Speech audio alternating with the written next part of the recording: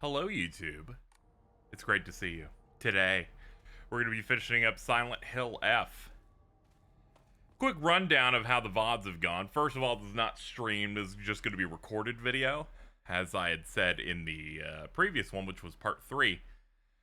The reason was I just didn't feel like another stream of this was necessary. In terms of, you're going to see me run through the same shit again, and I'm going to have to come up with commentary for the early parts again. Nah, I'm good. So, feel like YouTube would be the best place to finish it up and give my thoughts and reactions to endings 2 and 4, which are the two remaining ones I'm missing, which is one of the other endings you can get that aren't the default, and the fourth one's the final golden ending. Some people, I imagine, will probably say it's up to interpretation, and I'm like, they wouldn't make that one the hardest one if it was up to interpretation, so let's go! Let's talk about the plot, I think, and the layers of it as we go into my understanding of it as it evolved through time here. First of all, we're going to immediately jump into getting ending 2, and we're going to jump into getting ending 4 as we play here. I've already purified the sword. Only thing I need to do is give up the brooch that she's wearing, but we got to do that on the 4th ending route. The plan is that I'm going to get the second ending first, and then after that, we're gonna get the second ending first, then we're gonna get the 4th. We're just gonna load. Now, initially, what I wanted to do was get all 5 ending thingies onto one save, because it feels good. And part of it made me go, oh yeah, because maybe I'll want to get the platinum in this. Then I saw that the platinum will expect you to at least beat the game's combat on hard, and I went, I think this game's combat is its worst quality, especially when you reach toward the end of the game where it doesn't get any better. So, as a result, the decision was made. Just gonna load. We're just gonna load this sucker when we're going through, just to save ourselves the trouble. We really just do not need to, I do not need to do the tribute, the tribute hall thing where you sacrifice your friends again. I was going through it, and my literal thought was like, if I have to do this again, I'm going to genuinely go insane. It's so uninteresting. The game wants you to replay it, but okay, let's compare it, right? When you replay like a Resident Evil game, there's a lot of really fun gameplay stuff that you're excited to do. There's no fun replay gameplay stuff in Silent Hill F for me on any level, because it doesn't feel like the tight Resident Evil style gameplay, for example. You know what I mean? Place is still untouched. You know, it's a bit harder. Blood! He's bleeding! Somebody! Alright, this scene's always the same, but the note's gonna be new. It's just scared. That's all. But yeah, overall, I think the game's gameplay is fine up until like the last 90 minutes. That's a lot of blood. Then I kind of hit my limit on how much I want to do the combat, and they keep throwing the birthing enemies at you. This is my favorite line in the game, is that guy just ready to do it. By that point, I just kind of want to see where the story's going, and I feel like they keep pushing combat to the forefront when it's not their strongest point, and they probably could have been better off, like, taking a step back with it a little bit, I think. Ooh, there's no note. All you get is one Higashi. Okay, so it's just the 2 notes. Interesting. Okay. Well, let's keep going. But yeah, ultimately, I feel like combat, through additional playthroughs, outstays its welcome. I can see some people maybe being interested in it, but I just don't find it super compelling for what they're offering me, and even more so. Even more so, there's certain things that the game's combat system specifically does are what I consider my icks. Things that I am not things that I do not like in these types of games. And that also kind of pushes me out. Combat systems where your melee stuff is usually you proccing a move, and then light touches immediately stop you from executing on it, even when you're like frames away from hitting it. Reminds me of like some of the command deck stuff in please God, some of the command deck stuff in Kingdom Hearts. It's a bit of a pain in the ass for me, where I'm like not a big fan of that. Add on to that, enemies like this. Enemies that basically react to almost to no form of hit stun at all. Are you just mindlessly hitting them for upwards of 30 to 40 hits? And they're spawning enemies, and your best movement option is a dodge that, while good, you know, the game isn't designed for you to do epic dodges all the time, for the most part. It's just like, you can spot dodge sometimes, but some enemies just have giant aerial stuff. So many enemies have like, oh, I'm gonna yell at you like a monster hunter enemy, and you're not gonna be able to, or the enemies that grab you on the legs, and a lot of times I've found that I'm fighting those things and there's no other enemy because I killed the other one. So it's like, now I have to wait for the enemy to do that.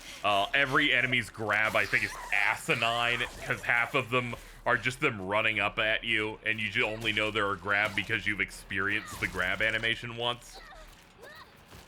There's like a level of jankiness to this that you kind of like tolerate for a game that's, oh my god, this game exploded just now. Anyway. It's just some stuff that you tolerate because you're not here for the combat. It's what many people that would apologize for the game's combat would say, where it's like, you're not here for the combat. You're here for the immaculate soundtrack. You're here for the really great voice performances, the art style, and you know, the psychological horror and you know, themes and stuff. You're not here for the combat. But unfortunately, they make you do so much fucking combat.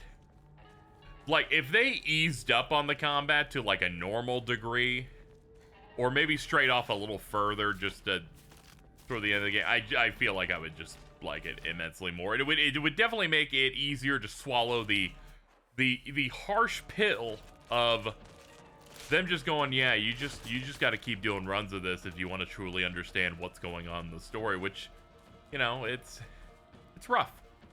Which is the reason why I'm gonna load, and I definitely want to just blitz my way through the rest of this, just because I want to see the final endings, and they kind of denied me in a way my perfect save file, but it's just because I just don't want to bother anymore.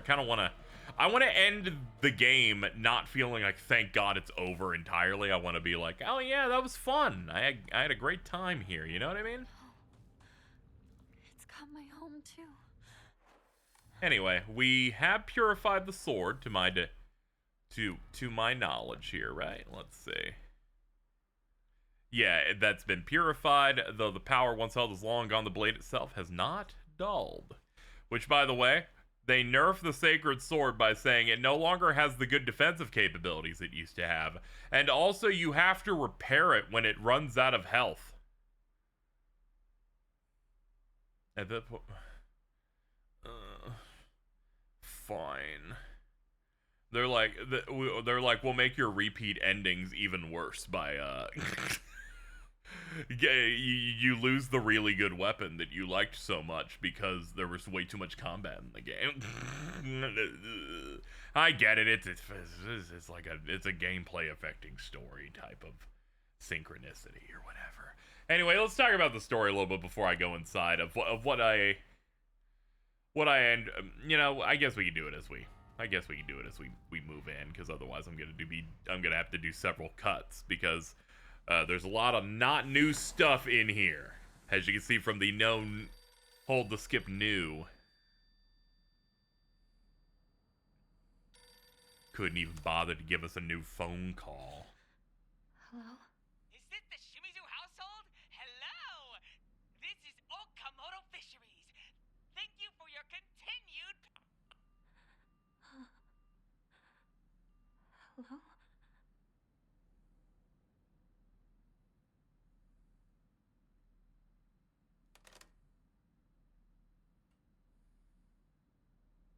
She's going through a lot. So the story as we know it at this point, right? So we do our first run of the game, and you start getting the vibe of like, oh, she goes through a lot of stuff because it's the 60s, and there's like accepted gender roles and stuff in the game. There's the obvious concept of, and it's unfortunate, of, oh, she plays with boys, so she's ostracized by the girls in her age group. And that doesn't feel fair. Shu? Is that you? What's this doing here? So she's dealing with a lot of issues with that. She apparently really hates her dad. She doesn't respect her mom because she doesn't fight back against the abuse that the father does, which I get. That's something that I've seen in many pieces of media and other stuff, and I'm like, I feel the same, where it's just like, you need to show some backbone in some degree, you know?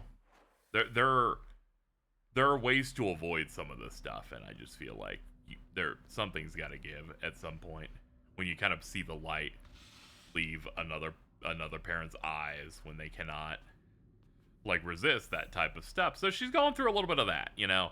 She's got Shu as a friend. She doesn't seem to have an affection for as a lover. At least that's, you know, what we're seeing on the surface here. We have Rinko, who we very quickly learns like, oh, okay, she really wants to she really loves Shu and has a lot of envy for Hinako, who has a better relationship. So we got a lot of that stuff where we're digging through some interesting material here. And then we have Sakako, a character that dies within 15 minutes, and then you kind of have to like learn a lot of her stuff through subsequent playthroughs, which I think is kind of interesting.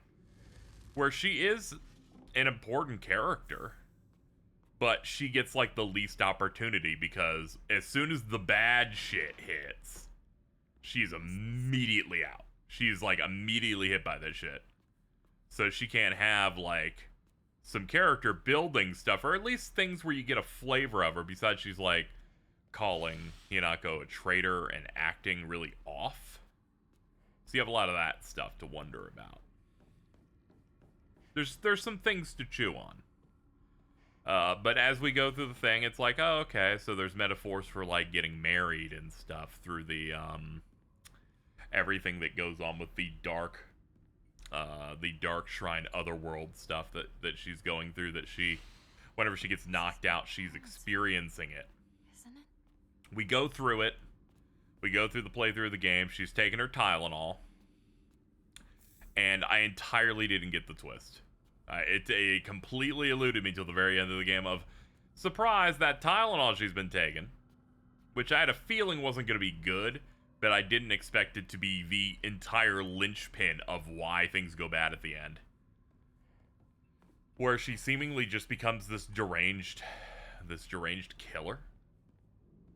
And it's a rough situation. And you feel bad, and it does set the tone for the future endings of, you gotta not rely on that. And there's also the brilliance of you maxing out on those pills, which I did not know when I first finished. You max out on them for the final boss so you can rely on them to get past this thing, and you're relying on this addiction to this drug to defeat this other side of yourself. I'm sure there's like some aspects of that that's kind of, you know, they're cooking obviously on that. And then that's that first ending, right? We also get some other stuff about this strict mother, this family that seems to be well off, but is unfortunately like due to a curse or some sort of disease, all of them are dying off. And you got a little bit of that going on. The myths that are going on about how Orochi, from Myth, which is the multi-headed snake dragon thing, one of his heads gets lopped off, and it apparently landed near Ebisogalka, and it's causing and it's like the water dragon curse or something now. and that's what you have to deal with, and people receive protection from the fox or whatever. And that's the first run for me. Second run makes it clear. One, Hinako's whole deal and why she's upset is she is being sold off because her father, who tried his best in the fishing business, I guess, and stuff like that, accrued debt. And how's he gonna fix that debt? He's gonna marry off his daughter. Seems like it's probably gonna be a good deal. And in his culture, it's like, hey, what could be more happy than their family being debt free? She finds happiness with this guy that's interested in her. All of that. And that's the struggle, but also he's a piece of shit. So what a surprise that he's because the last thing that's on anyone's mind is I guess her feelings. Her feelings and what she would want and that kind of stuff, which sucks, but that seems to just be what so much of this is about. Do the second run.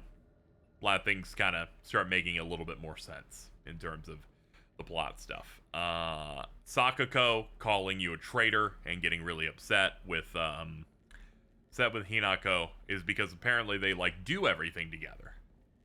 Like that was their thing, was they do things together as friends and buddies. And if she's getting married off, that means that she's doing something without her and she's leaving her alone, and that's and you know, it's a hard thing for Sakako to understand. And also I imagine some plot part of it is that you find out optionally if you go and if you read through their mail that Sakako has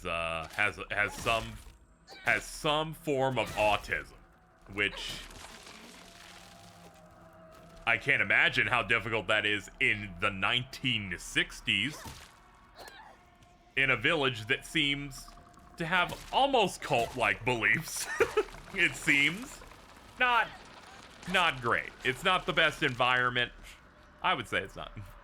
I'd say right now is also not the best environment, you know, based on, not to get too current here, but regardless, that sounds pretty rough. She also has like the extreme fear of the dark and is ostracized and made fun of and ridiculed. Oh man, can you just imagine if you're like dealing with that kind of stuff in that time period, in that year? You know, kids suck now. Like kids have sucked universally. But when you bring that stuff to like old ass Japan before disco was popping, like this is not good. Not good. So obviously she's going through some stuff. And as I'm trying to peel through the story here, I had a realization that because the writing and the lines are very specific in this game for good reason. They write things in such a way to make you think about something in a certain way to try and trick you. One such example is early in the game, I thought that Hinako was secretly dead. And, like, she was only, like, noticing her. And it was, I felt like this for, like, maybe 30 minutes of gameplay. But it's because Rinko said she's dead when she was, like, at a distance from us. And I'm like, what the fuck does that... What is going on with that? And it finally hit me a little bit after the stream today, this evening, this morning. Of... Oh yeah, she's being married off. That's why she's saying she's dead. She's trying to convince Shu that there's no point in being interested in her because she's being married off, so she's essentially dead. She's going to leave their lives. And I think that's the intention of the line. And one, woof. Woof, that's a bit of a rough one. But I thought that was interesting as you continue to go through this. You know, there's just still more to chew on in that second run. When we're in this house, for instance, we learn that she is familiar with the person that is marrying her off. Or the person that she's to wed. And there's not many options for that. except for what other guy does she know that we learned from the game? And it's the it's that childhood friend that she had only for a little bit. That was the boy that she saved from the fox in the playground that we had the scene of. And that also would make it in the metaphorical world, or the dark shrine world, I guess. I don't know if it's entirely metaphorical. You know, a lot of it's kind of dealing with a lot of that stuff, but it seems to be. It seems to, like, all be lining up. That this guy, whose name I forget, I bet we can find it somewhere, though. I bet if we open the journal, maybe they're in characters. Foxmask would have to be that guy, right? Sadly, we don't have anything in here, like, specifically for them. Poor guys. I forgot that they get all gored and stuff after that specific moment. I bet we can find it in collectibles. Find collectibles documents. Note the teacher. We can find his name, but regardless, right? This kid was, like, hanging out for just a little bit. They were able to be friends to a degree. The second ending, we do eventually learn that, that this kid played with them because Shu ends up having dialogue at the end of the second ending that I got, was that they played Space War with him, which means that they at least hung out to that degree.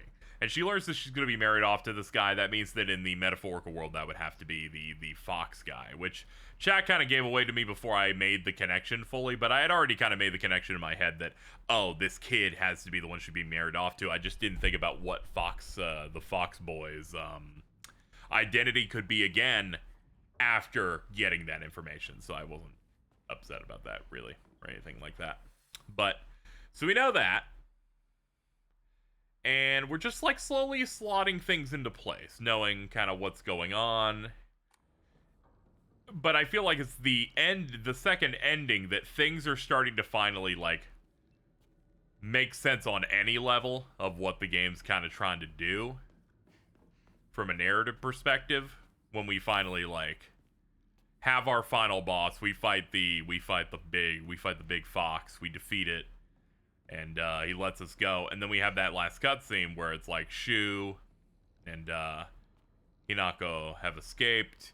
And then they talk about what they're wearing. But for us, they're just wearing their school clothes. And it's because they're doing it for the presentation here. But what actually is happening is they are not teenagers. When that section came to an end. These are adults, I would have to assume, because this is during her wedding. Like, this was supposed to be her big wedding day, and he goes in ultra dramatic and helps her realize she doesn't want this. So it's my assumption that that's when that occurs. And with that concept, this, I think, entirely changes my perception of what the other world sections are, where they might be much farther in the future. These are her being reintroduced to that family and the marriage that is going to happen. But then the last piece is the part that I started realizing on my own and felt like an oh moment, which was, okay, how does this connect to that other family side plot that they had in here and the strict mother stuff? And my realization was like, so here's what they said about it as we played, which was, everything when you're in the Dark Shrine, you get information about this family, and this family is like dealing with some sort of virus. It's making their faces melt. It's killing them. It's going so terribly. And they're all dying off. But then you also get some notes from a strict mother. I've seen this photo before. And the strict mother is like, I'm always hard on you, my son, but you know, it's just because you just have to deal with this, and soon you'll be able to, you'll move on, and it'll all be good. You know what I mean? It's just like she's like doing the best that she can, you know, trying to make sure that he has a good life. And then she finally lets it slip, like, you are going to be the heir of that family, because the strict mother is quite clearly going to be the maid that one of the main guys in that family had been seeing, had been starting a relationship with. Let's see if we have anywhere. Please God, tell me that they were kind enough to put in the documents the name of the family. I think it's like starts with an E of some sort. Let's see. Housemaid's note.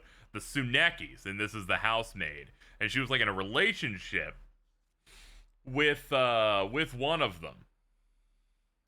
The family is obviously cursed. She gets removed because they found a different suitor for him. But I'm guessing it didn't work out. And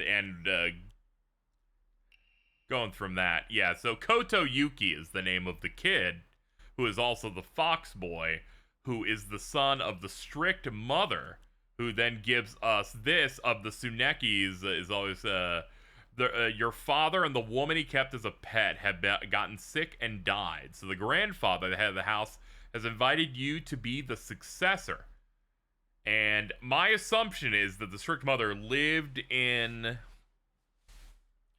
the town with all of our characters. But then this happened, it's like, oh, okay. So Koto Yuki is able to go in and joins this family. And this family has influence. They're like rich. At least the way they make it seem, like they're high ranking or at least important on some level. Because they keep saying that the Sunekis always gathered power. When bad things happened in the world, they got money. And they became richer. Which means they could probably give the prospect of taking Hinako's family and giving the marriage. I bet they asked the boy, is there anyone that you are interested in? And he probably has memories of Hinako helping him and being there for him in that early time they had together. So he picks that. And it's very easy to get this marriage to work because Hinako's dad is in a lot of debt. And the Sunekis have a lot of money. It kind of writes itself that is the situation. And when I started realizing that naturally to myself, I'm like, ooh, this is really good. This is like really good. But then we got some more stuff. On this third playthrough, I got additional notes for the characters that I wanted to kind of look through if possible here. See if I can find them. Note from Shu. In the box of capsules he gave me. Yes, the painkiller stuff. Let's see. The diary stuff. So we have the diary stuff. I bought candy for my friends at the candy store.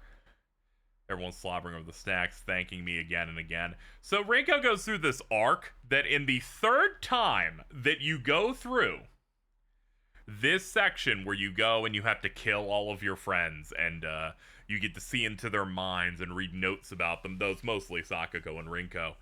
Rinko is just complete and total bitch the entire time. She shows some vulnerabilities, but is mostly an asshole. But you get some of the last ones here through, I think, right here.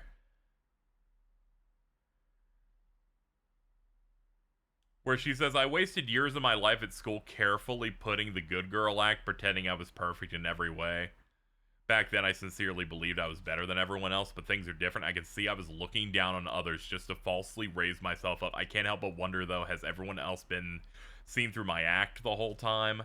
Hinako, Sakuko, even Shu, maybe they've always seen through my act and how I'm rotten and all that. But I'm not the one at fault. It's all because of Hina, and then she kind of just does her thing. But then, you get this one. How arrogant I've been. I realize now that the hatred and envy I felt toward Hinako for having a boy who loved her far outweighed my own love for Shu. I really am stupid. She always said that she and Shu weren't dating, and yet I wasted an opportunity. I could have asked her so much about him. What is he like? What does he care about? What does he think about me? I could have asked her those things, but I didn't. Instead, I stewed in my own jealousy. She kind of highlighting that if she was just like normal to Hinako, because Hinako was clearly, you know, through that, not interested.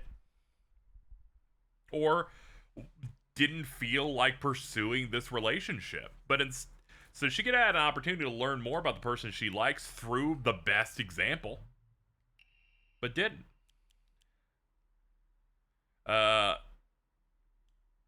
Then you also get this secret journal where she's like really gross about it, where she's just like, we could chop open our heads together and make our brains touch, and some other weird. She's still a bit freaky, like. Oh man.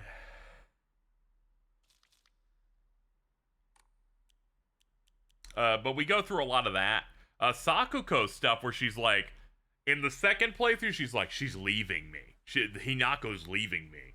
Fucking, I hate her. But then you get a note when you do.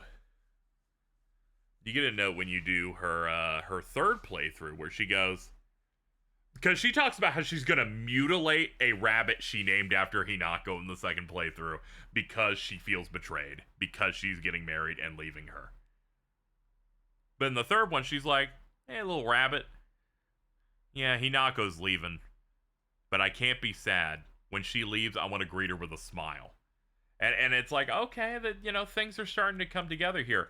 A lot of some anger that I see Rinko have in this is simply because she knows that Shu is in love with Hinako and is really mad that Hinako does not realize this, and that Shu kind of feels, but you know, he kind of feels really horrible, perhaps betrayed by the fact that Hinako isn't, you know, she's moving on. She's doing this other thing.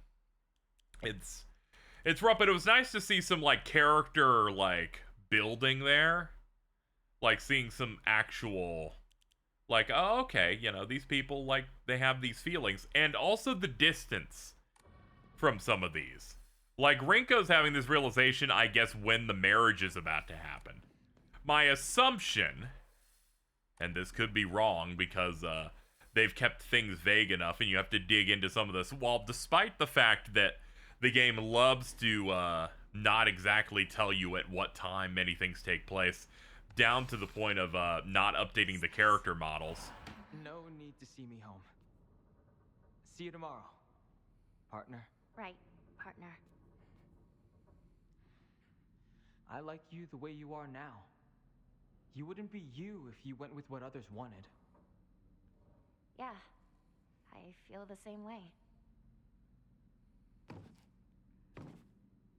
Hinako, what was that loud noise? I have no idea. Maybe you're hearing things? Well, what did you think of the outfit? It's cute, right? It's like I told you before. Cute clothes aren't really my style. So please stop bringing me those kinds of outfits. It's embarrassing. Is that so? I guess I'll give it to someone else then. Yeah, do that. What a shame. I thought it looked really good on you. It's not Shu's fault. This is what I wanted.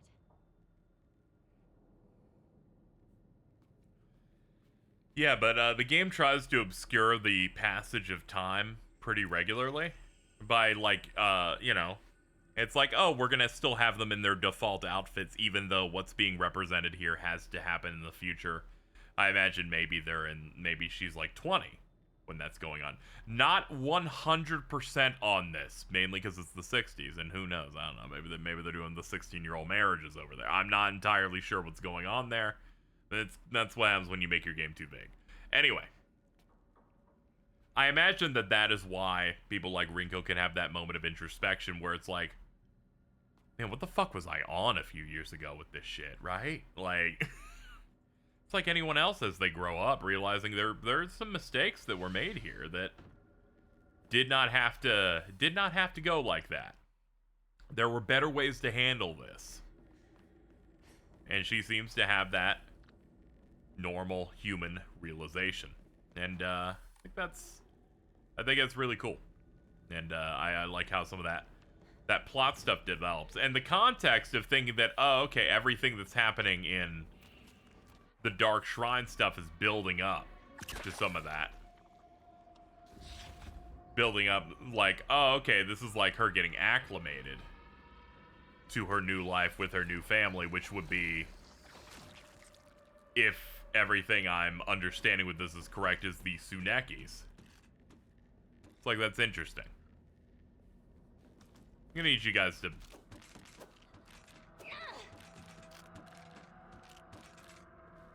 What do you fucking mean, one of those fucking guys over there? Fuck that shit, dude. Looks like this opens here. But yeah, if what we're looking at here is like her getting acclimated to the rituals and the vibes of that family. Holy shit, I got it on the last one before I was about to click out. I forgot that bitch fucking spawns as soon as you complete it. But if that's what's happening, that's really interesting. You have to wonder, like, how much of that is accurate, right? To what happened in real life. Is all the weird cult nightmare shit and the violence and the fighting we're doing, is that what's really happening? Or is it just a visceral metaphor type of thing? Which, you know, I know some people might not be into it, right? Some people are like, I kind of want the stuff where they fight shit to be real. Or like some violence or stuff. And it's like, does that make... And the question is, does that mean the story happened? But I feel like, from a psychological standpoint, all of it's sound. You know, it's like certain stories recently where, you know, without naming names, where the context of what we're dealing with changes, and, you know, it can kind of break people. And I don't know if it has. I'm just kind of thinking about it out loud. But overall, I could definitely see a story where most of this stuff didn't happen, but the internal struggles definitely happened. And overall, I think it's interesting, especially because they give you've got to do these replays to try and figure it all out. So overall, I like that a decent bit. Let's read what this is. Excerpt from the Encyclopedia of Occult Phenomenon. Autoscopic hallucination, a type of visual hallucination caused by the brain tumors in which an individual perceives their own image before them, as if they were standing in front of a mirror. Merely a reflection. Rare case in which hallucinations have been reported to possess a will of their own and able to hold conversations. Caused by well, that's not good for her. In such instances, the reflection may often state negative opinions about or demonstrate hostile behaviors toward the individual. Such aberrations are thought to be projections of negative feelings, but the self have been repressed. This is also known as the doppelganger phenomenon. Hinako, I'm sorry, you have brain tumors? We big updates in the world of it never being her good day. Like,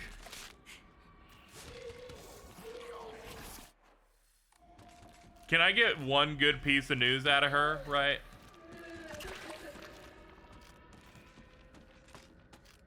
It's okay. They'll just cut that shit out and she'll be fine, but still, man, you know, not great. Can't say I was necessarily hoping to hear anything about that today for her. But I guess that's them trying to explain, like, the shit that she's going through there. There's also the aspect of, now that you know that things are happening much later in the marriage part of this whole thing, is the concept of, so if she's getting, I'm not looking at the note right now, I'm looking at the ceiling. So if she's getting married maybe years after she leaves, does that mean that she gets withdrawals from the pills that she did not get from, that she would get from Shu, and that's what made her go on a rampage? But then she has them, so does she, like, blast through the marriage nightmare, and then she, like, goes, or she gets through the whole marriage thing she's dealing with, and maybe there's, like, a massacre there, and then she returns to town and grabs those pills? Like, I you know, this is something that I can't entirely square, but I can totally see that being what's going on.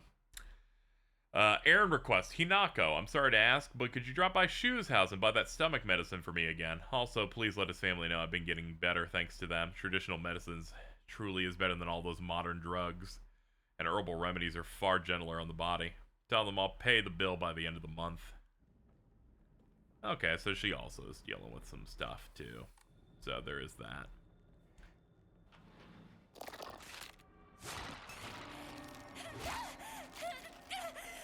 Game, we have to have a serious talk on what grabs should constitute being, and what a fair game would do for half their grabs, because most of your grabs are, I can't tell, they're grabs, or you did it as soon as you appeared anywhere in the game, and I think that's just fucked up. I don't think that's good bedside manner.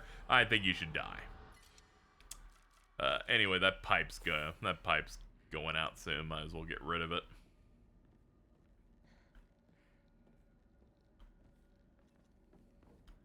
So that's some of the understanding that I have going forward. Overall, I think the game's massively interesting. I'm definitely gonna look at YouTube videos of talking about what they found to be the plot. But I did want to feel like I wanted to talk through my understanding of it in videos as we go here, just so I could, you know, in this time before I go and look up anything on the internet and then have, you know, have some other thing exposed to me, because some of the stuff I did miss that I learned of, like, oh, like you're given 99 of those you're giving 99 of those pills, of those red capsules during the final boss of your first route so that you can rely on them. The addiction is the reason that she's able to pound her other self into submission. And stuff like that seems really really cool, really good mix of that Ludo narrative harmony, the gameplay and the gameplay and the story intermingling in such a immaculate way that you can have stuff like that. You tell the story through the gameplay, the interactive medium. That's what makes video games different than, say, you know, a movie or a book. So I think that stuff's neat, but I did want to talk through some of the stuff just so we could, you know, one, fill out the VOD here and fill time while we're doing this section, the incredibly interesting section of doing this. Sadly, we're going to have to do it twice today, twice more to be done, but it definitely gave me something to talk about, though definitely the next time, when we're doing our next run of this, I will most likely be pausing the VOD. And unpausing when we reach the rooms that have flashbacks, essentially, because there's not going to be too much else to talk about there, unless there's enough new details that I want to talk about following getting the other ending. And I know I'm not going to get the entire full spectrum of knowledge on the game through the video here. It's going to be an imperfect thing. I probably, you know, I'll miss out on a couple of critical notes here and there, some other stuff like that, but ultimately the goal is to, at the very least, have a decent amount that I got out of this through this, and then people can seek out other resources on their own of, like, videos or stuff, or they played it themselves. This enemy is fucking terrible. Like, what? I get what they were thinking with it. It's like, oh no, the thing grabs onto you and it makes it tough and when you're fighting other enemies. And it's like, what if there's no other enemy? And it's like, oh, okay, that means you're slowly trying to engage with an enemy that is not really threatening to you, and it's just slowing you down, and you want to die. And that's just what we're dealing with here. It's not great. It's not great.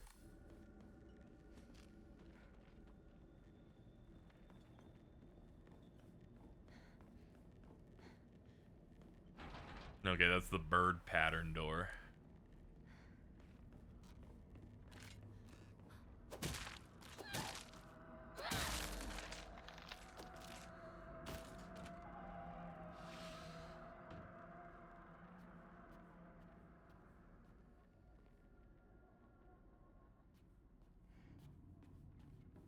I definitely want to know what's going on with that room, by the way. No idea what the hell that is. I don't even know what these things on the ground are, besides, like, wooden idle bowling pins. It's out of propane, but the tube itself still looks usable.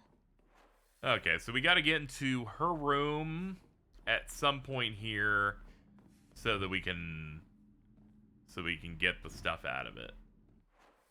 Yeah, we gotta identify her room so that we can get the wax idol. Someone put this here.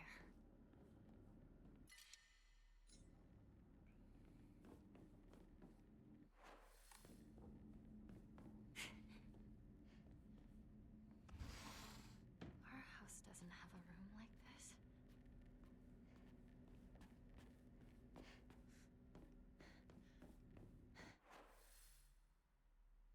Ooh, there's another room like through that. Hold on.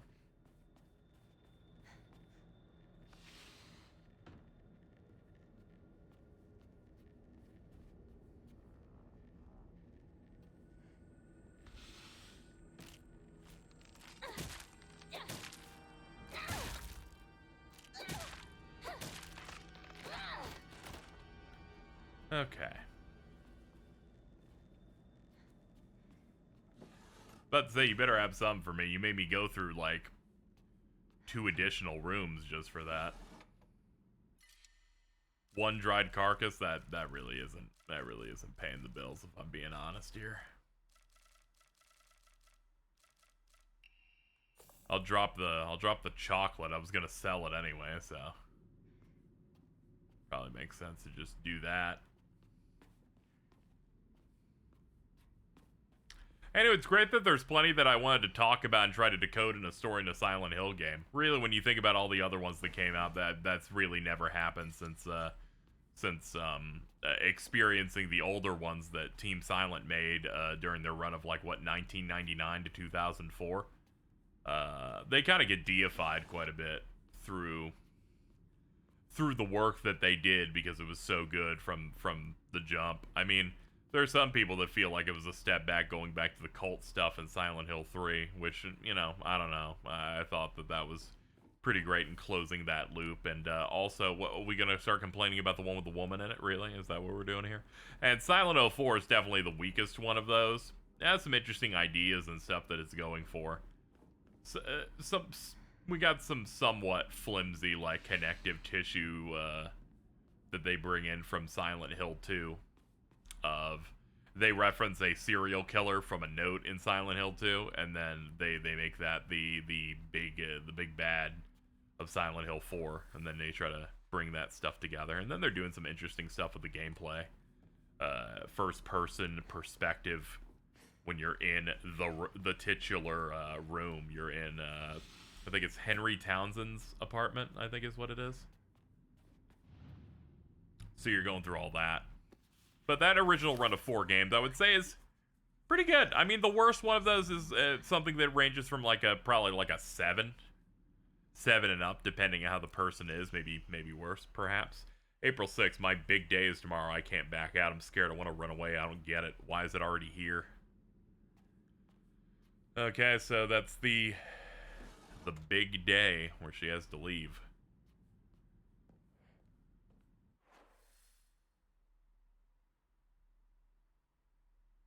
Okay, I think we have everything except for the sparrow key, but we can go pick that up, right? Yeah. Collectibles? Let's see.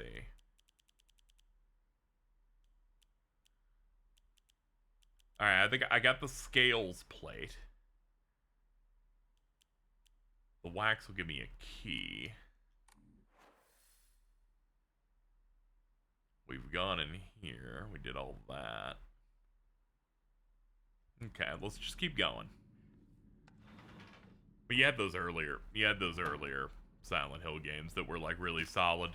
And it's really funny when I started finally like following the games on the internet.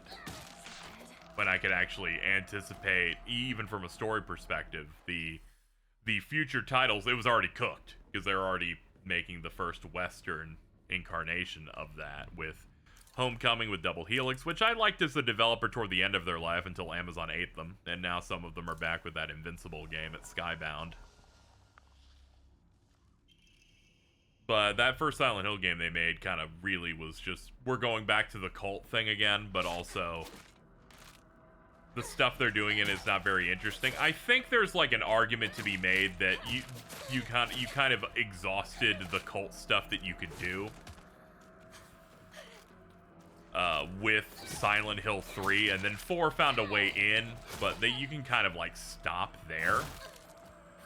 And the stuff that 5 tries to do with it, very unnecessary. It also kind of clearly doesn't know what they're doing because it has the Pyramid Head stuff in there, so it just starts becoming a, we're just hitting all the popular things you know in the series, and a thing that isn't particularly well written or interesting. And some parts just don't make sense of, we made this a more combat-focused game because the character is an experienced military soldier. But the twist is that the guy isn't. So it entirely undoes the conceit. And it's just not a particularly good game. And then the series just continues to fall off from there. Its reputation starts melting actively. You have like some bright spots. You have like Silent Hill Shattered Memories. Silent Hill Origins is a passable prequel game. You got some stuff in there. It's not all terrible, but it's not amazing here. Let me see if I can look up what the method is for this puzzle, for this setup here. Let's see.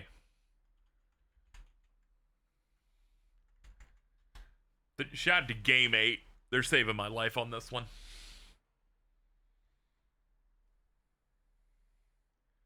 Shimizu residents take me all the way down here. Okay, for the second ending, we need to do upright Hinako and her parents, and then everyone else is upside down.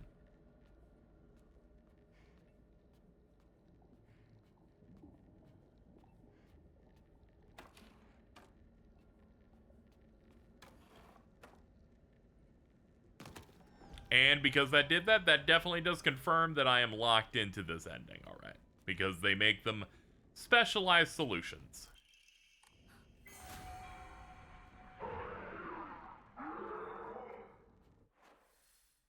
Yeah, man. Sure.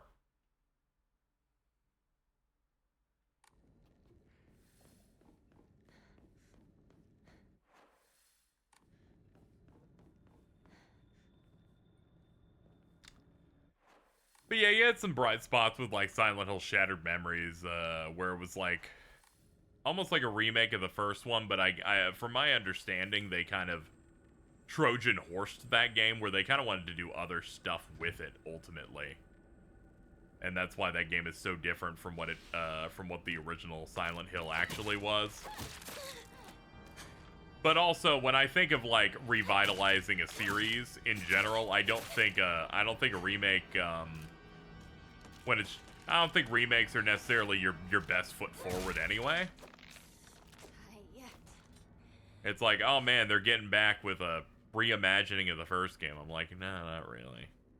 Try not to come off like too hypocritical about it just because we're in an environment that gets remakes so much more often. But between that, you also had like middling stuff like the PSP Silent Hill prequel Origins. You had Downpour, which its biggest claim to fame in my brain damaged mind is they got Korn on it. I think Korn did the theme song for it. That or they licensed something. I just remember Korn was involved in some way. They put out Book of Memories, which is a Vita dungeon crawler that was bad. One of the lowest reviewed ones they had at that point in terms of Silent Hill games. And then you had Apologize. If you don't, I'll never forgive you. Oh, okay. I'm sorry. You had all of that. And then, of course, you had the big one, which was the Silent Hill HD collection, which collected Silent Hill 2 and 3, and those are the worst versions of those games. They didn't run properly. One of them didn't have the original voice cast in it. It was going to be both of them, but they managed to avert it ever so slightly. So it's just not great all around. There's just a lot of fucked up stuff. This is a series that has felt tortured. And a lot of people didn't want to say that it was back when Silent Hill 2 Remake came out. Because a lot of people were like, oh, fucking, why aren't Silent Hill people happy with the remake? They seem miserable. I'm like, do you understand how bad you gotta be when it's like, alright, man, 20 years of bad releases. Our first truly good one is just a remake of a game we already had. I'm like, we need a good new one, which we've gotten here, which is great. And I'm like really happy about it. It's like awesome. We finally got like a badass new one.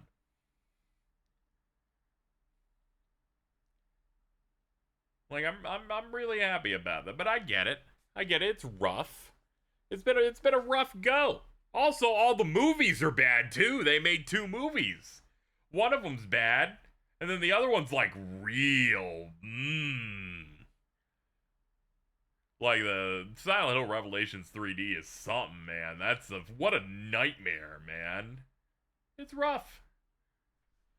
Anyway, let's see. We gotta find the crest. I don't know where the 3rd crest is, so I'm gonna see find the crests. Silent Hill F. Because I've gone through this so much, my brain is melting out of its ears.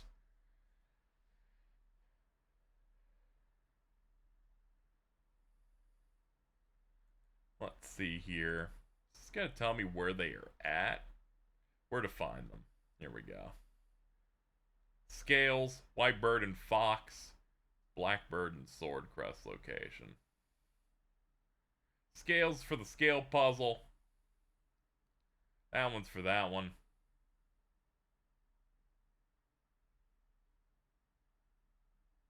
Ah, the Blackbird and Swordcrest is... Oh yeah, we did pick up the Sparrow key, didn't we? Shit. It's the one thing I've been forgetting to go do. Excuse me, we'll go do that. But yeah, Silent Hill's been a really rough series because it had like a relatively consistent run of 4 good games that were visually really impressive, artistically cool, going for a different thing than what Resident Evil was, where Resident Evil was like way more replayable and mechanically satisfying from a gameplay perspective, and these were more like vibes, themes, psychological horror, just being skeeved out, just thinking about even going into the next room. These beautiful haunting soundtracks and stuff, and then they started like trying to almost be Resident Evil-esque in some ways, and also just trying to reinvent the wheel too much. So much of it is just like, how can we do the Silent Hill 2 twist again, but like way worse with other things, or use certain iconography. You're not keeping anything from us, are you? I don't know. I seriously don't even remember.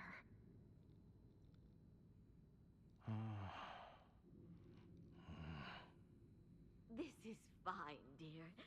Don't you think? What's the concern? What did you think, Hinako? I don't know. I have no idea. I figured. That's understandable. Just try to gather your thoughts and think long and hard. Speak with your inner self and really hear what she has to say. I hate this. What? No, no! I'm not doing this! What's gotten into you, Hinako? I'll tell you! I hate you, Mother! What? I said I hate you! I never want to be like you! Yeah, this must be when they first got the news. And she's like, I don't want to be like you. I don't want to become like this subservient housewife or everything. But yeah, series has had a bit of a rough run, but we're in a decent spot now. Now that we have a remake of the second one, people are totally open to them doing one now, and now this has been good. And the people in charge said that future games are going to be like this, where they're going to take different settings and characters, and the core things of a Silent Hill game are the core things that you're seeing in this one. Which is smart, you know? You don't need to do the cult thing. You don't need to do the order cult or have to base it in that Silent Hill location anymore. I know there's some people that definitely want that specifically, but I feel like ultimately these are things that are normal things to take away from it. Normal things to take away from how this works, you know? It doesn't feel like we've decided to rebrand Silent Hill in a way that does not make sense for the franchise.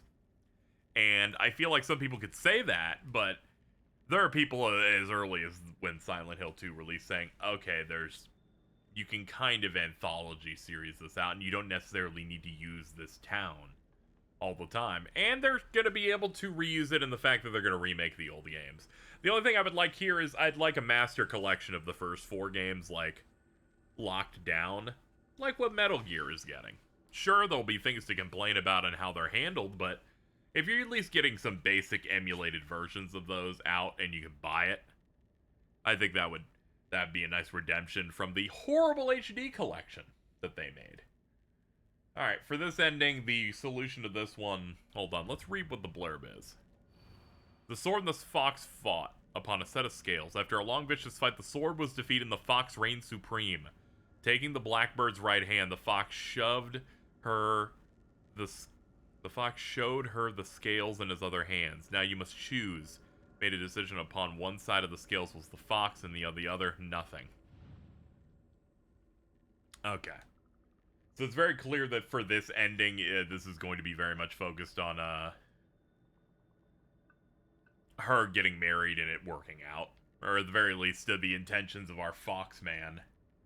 Let's see, scales have to go here.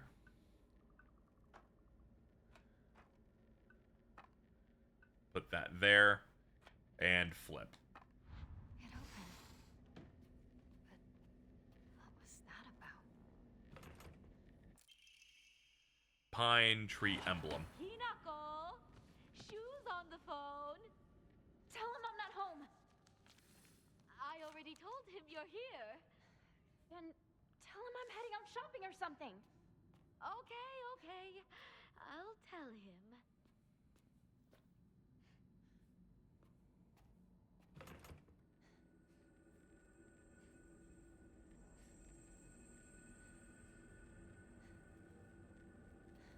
Ah, yes, we have to try and leave the room.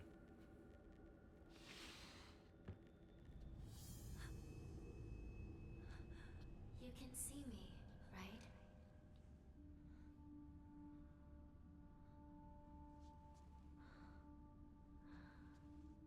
Huh. Now you can even hear my voice. Okay, so this is new and accurate to what we're doing. Don't just stand there. Come in. I have something I want to talk to you about.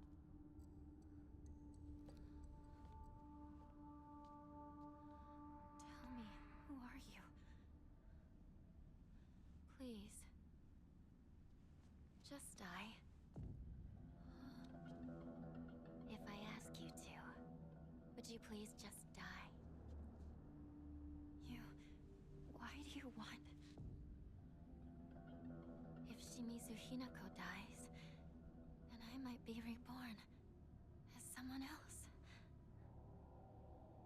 You want to be someone other than me? Why don't you want to live as me? The good things in life. The bad things. Everything you value. Or you hate. I thought about it. And all of it just leads to despair. No. Let me put it in a more positive way. You can't live like a baby bird forever. The days living in a nest as a baby bird. Getting fed by mama bird and daddy bird and playing with your friends. Those won't last forever. Once winter comes around, the parents will fly away and abandon the nest.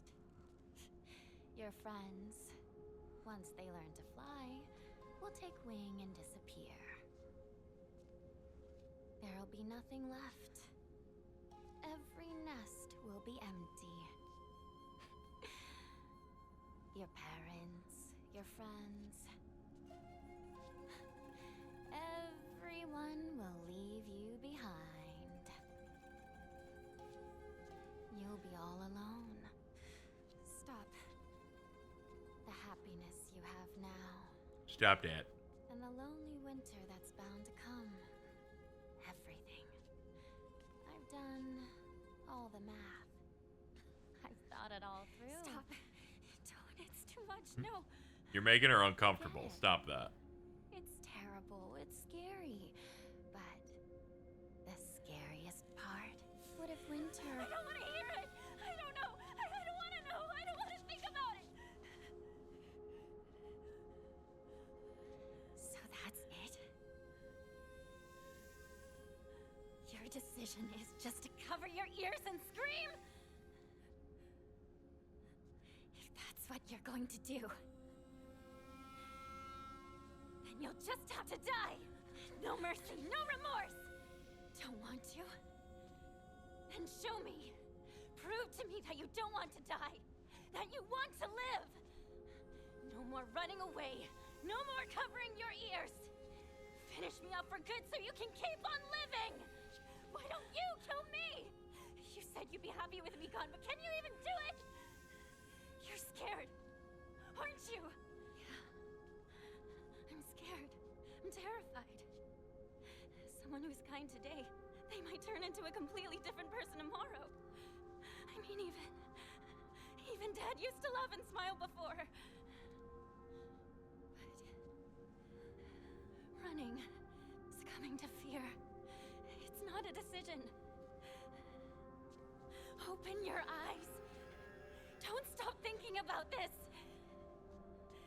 Don't ever let other people decide what happiness is for you!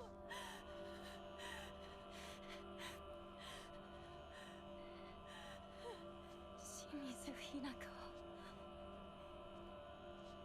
You may be a baby bird, but you still have wings. I'll give you all the courage you need. So you give me your way!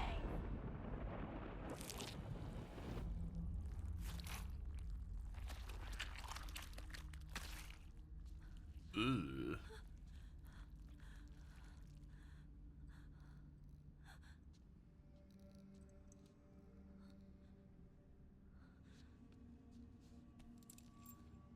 You're like, I want to pick that up.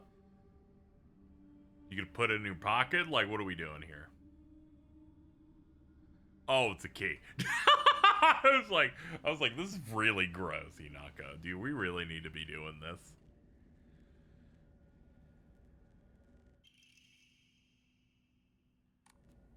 Put something important inside. Bundle of letters from the drawer. Okay. When I look upon the moon, I cannot help but be reminded of your graceful form. Oh, how blessed I would be if we were gazing at the same moon. Awaiting your answer is nothing short of pure bliss.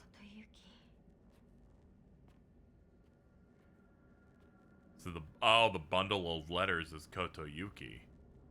These must be the bundle of letters she's like hiding behind here that I think Shu notices it's the thing that he's like reading in the third endings routes how Shimizu residence section. At least I think that's what that is. Okay, well, now that we got all that, I believe we have the final coin too, so I think we have everything. I think we do. Let's look in the collectibles. Yeah, we have the pine tree emblem. All right, let's go.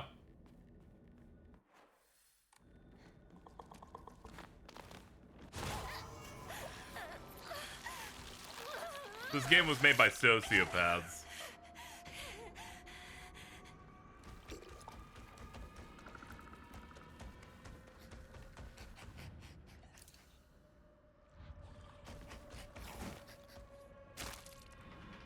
Fuck you. What do you do? What do you mean you can do damage to me while I'm against the door like that? What is this, fucking Dark Souls 2? What are we doing? You can't do that. You're not a masterpiece like that game.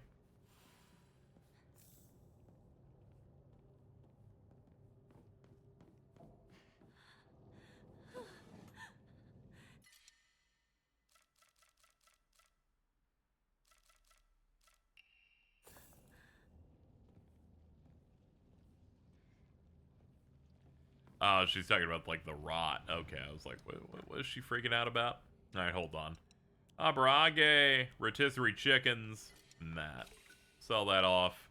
35 hundo. I don't have any Emmas. That's kind of rough. Alright, let's pull.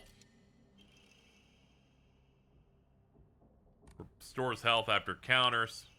Increases the effect of items, and Amamorsa restores sanity. I guess I could do the item one.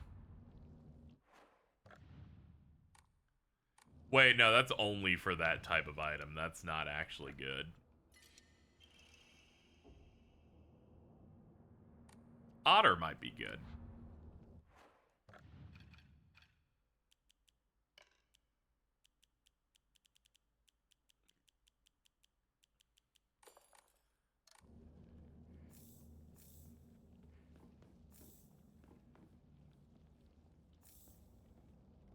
A lot of healing. Also, we know from the second run, the trophy, we only gotta kill Dad when it comes to the mom and dad boss fight, so we can like push the phase faster that way.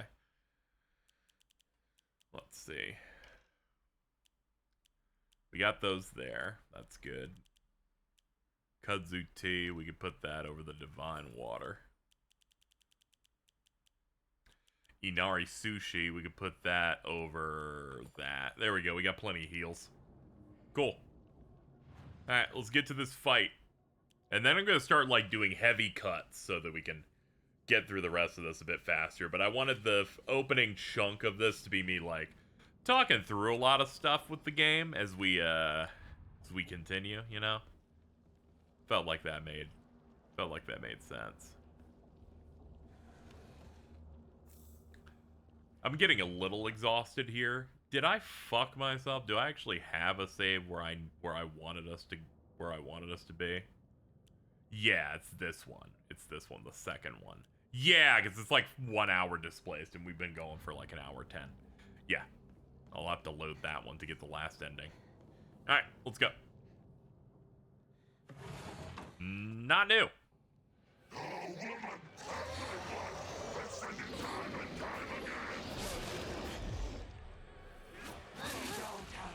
Nothing describes how much I dislike this combat than that opening salvo that we just dealt with. I'm like, oh god, what a bunch of junk.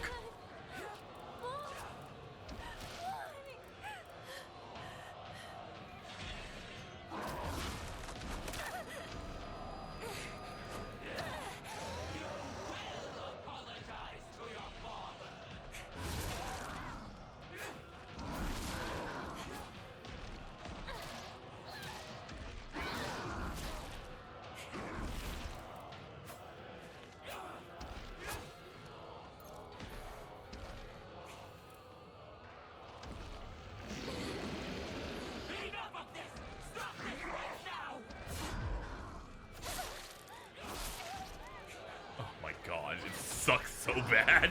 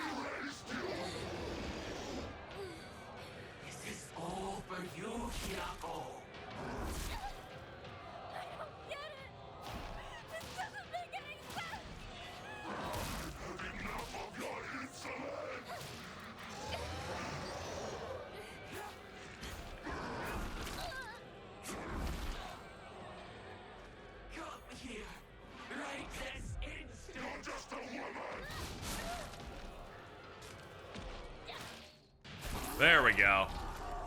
Man, what a nightmare. Good lord. That fight just reminded me how much I hate combat by this point. And we gotta do this section. Alright, I will see you guys if there's any new scenes before we get to, like, the end of this.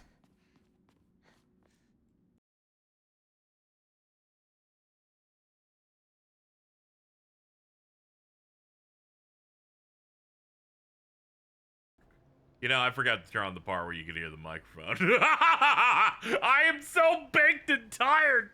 Shit, man. Hey, anyway, so I did all the, I did the, like, 50 minutes of gameplay and cutscene skipping. And we're right outside the final boss door. So we'll see what happens here. Now, the little scrolls that you get on the way to, doing, what would you call that last part? The part where you put the metals into the big gigantic tapestry. Before that, you get little scrolls out of the blue-eyed, glowy-eyed, like, wolf or fox statues. And in those, they had little notes in them. And they were like, I was in your place before, you're gonna be fine, and, you will be a cocoon. And we will provide the silk and shit like that. And I'm like, I don't like the vibe here, dude. I wonder how this is going to go. Because I feel like this is going to be the one where it's like you submit and just the wedding will happen. Is what I would imagine. Like one of these where the fox wins.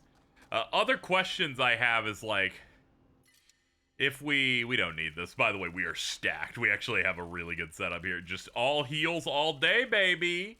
Yeah, double 6 mat toolkits too. My question is like the geysers that happen at the end of the second ending that we got, which was ending 3. The geysers apparently like destroy the town. I have to assume that's because the evil of like the Orochi head comes out, and that's because the fox no longer has power, and I guess we got the sword but didn't purify it, so I wonder what happens in this one. I feel like the true ending has to be us not only stopping the fox, but also stopping the water dragon in some way. We'll have to see, though. Those are just some thoughts that I had. Anyway, let's go. Let's do this so I can begin doing the worst part of this entire part of my afternoon, which is redoing the Shimizu household again and redoing all the other stuff again, and I want to die.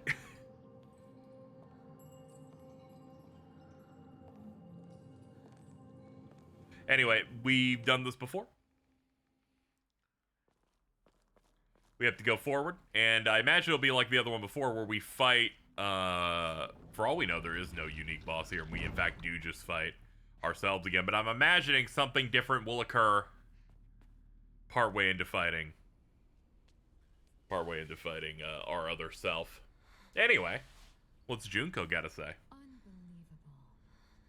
It's time you accepted your fate. No, I refuse to. I refuse to accept this. Calm your mind and give in to oblivion. The longer you cling to life, the more Hinako suffers. Hinako is me. Shimizu Hinako is me. No. Shimizu Hinako no longer exists. Now be gone! You do not belong in this place, child.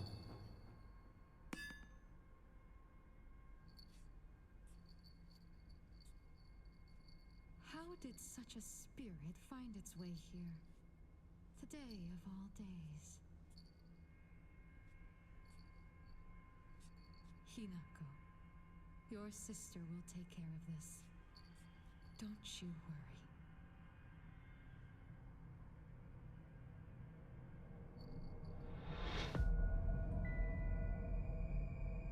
Kazooie? Are you?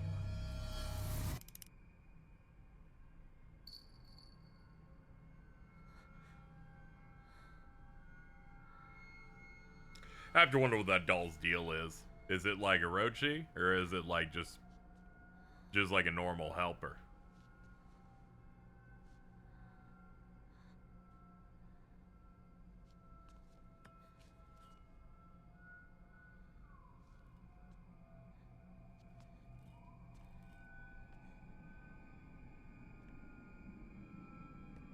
Alright, so it's the same as before, like, the doll intervenes and, like, ends the conversation here. First one was comments about the pills. Second one was about us saying, no, we have a choice, I'm not doing this. And this one is just being very quiet. Very, very, like, low-key. You know, until we break all this shit and do our usual thing.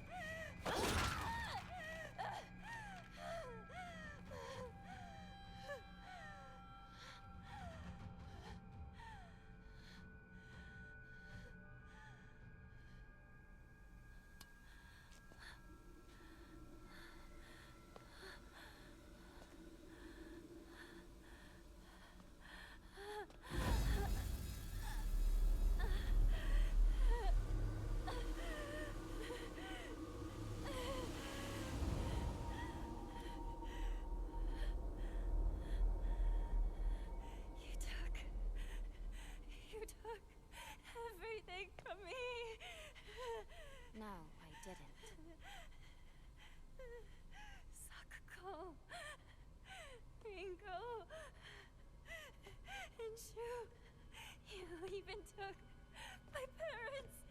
It's not like you can't see them. They can still visit you. It's just not like when you were a kid anymore. Shut up, you monster! I want myself back! Give back everything you've taken! Sorry, me. But everything you're feeling right now, I'm ready to face it all.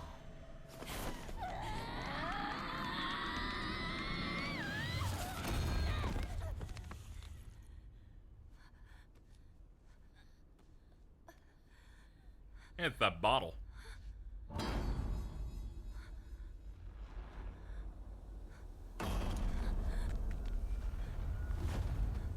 Oh, shit.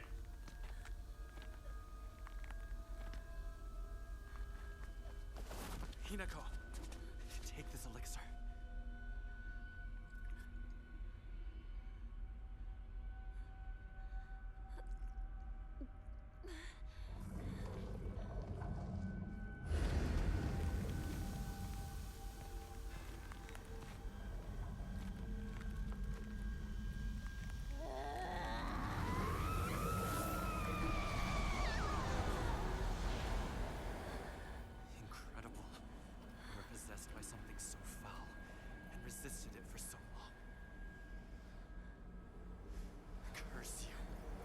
What have you done to Hinako?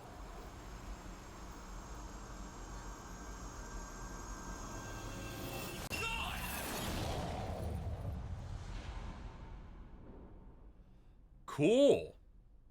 I don't know what that was, but Hinako, you're safe now. is she? Oh shit!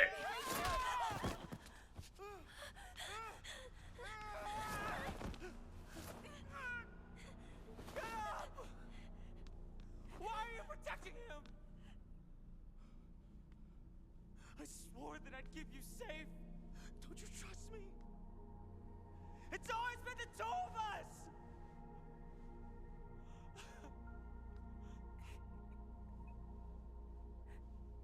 I wanted for us to be together. Like we always were. We can't. Don't you see that? Things won't always stay the same for us. You don't think I know that? But But why do you trust this nobody? Why him? Shu. You always say you want things to stay as they are. But Kotoyuki...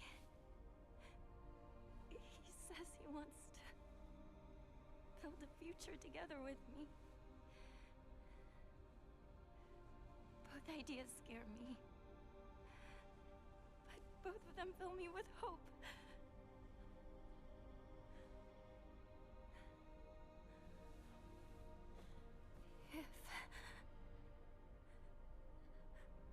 If only I could split myself in two. If there were two of me, then one could stay. She could stay here with you and keep being your partner.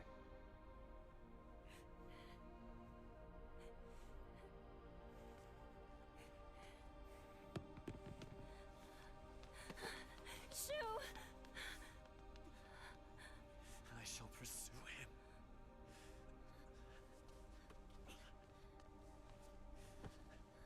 I cannot allow this to pass.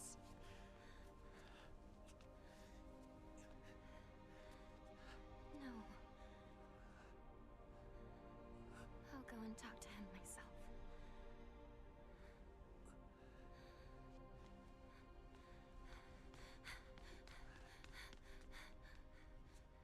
He took that bet real bad. Like, he's like, I'm not doing cool transformations. I'm like, Shu! he broke like 2 ribs with that. I don't remember where he got hit from. I'm assuming it was ribs. I'm no good.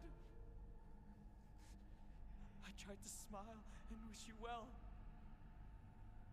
but I couldn't do it. And what's worse is,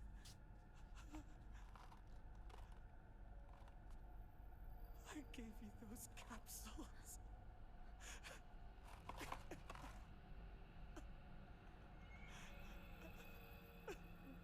What about them? Uh-oh. They help you reflect within yourself. But they can be extremely dangerous, too. Why would you give me something like I didn't that? want you to get married! I care about you so much. I wanted you to see it. Oh.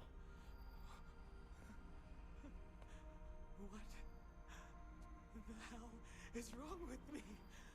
How could I not be happy for my partner? I'm such a piece of trash!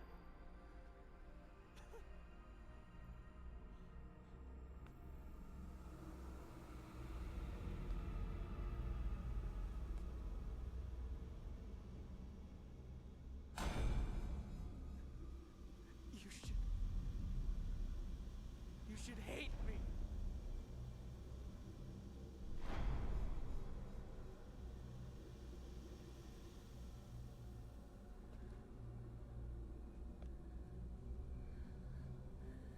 I can never hate you.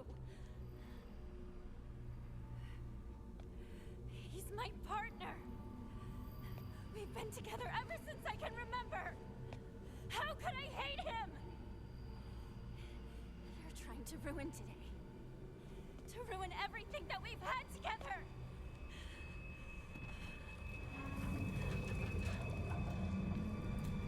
Oh no.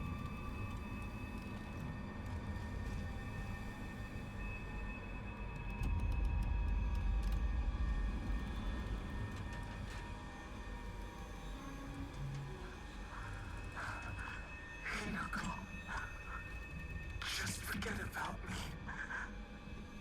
And run.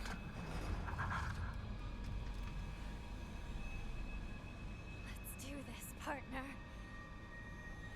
That alien scum won't go down without a fight. But together, we can take it on.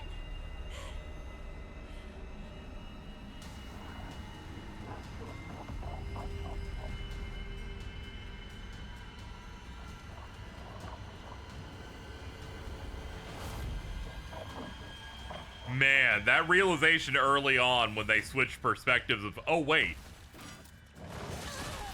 we're playing as Hinako for this and not the other one. That's really cool. And then this started happening. I went, oh no, it's Shu? This is crazy.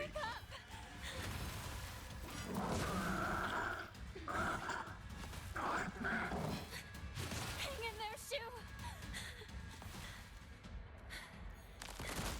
Elementary school. First year. Cleaning time, remember? We were so caught up in Space Force. We forgot to clean. Right? Our teacher found us and yelled at us. Yeah. That's right.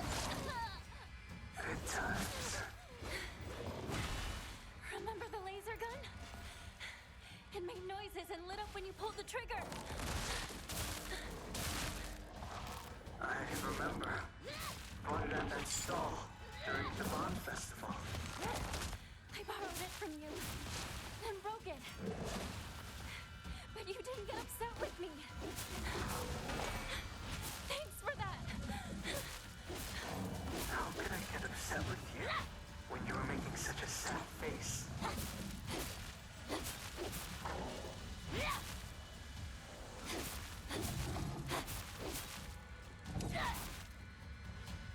So I must say, making a final boss for this Hinako really means that he's got to be able to take the punishment, right? Hold on, this should max him out, right? No, it gives him a lot though. Please. Give it a rest. Whoa, what the fuck is that? Celestial bow and arrow.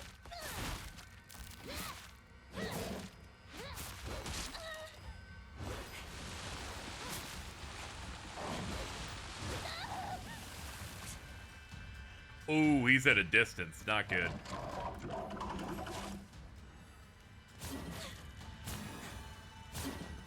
Oof.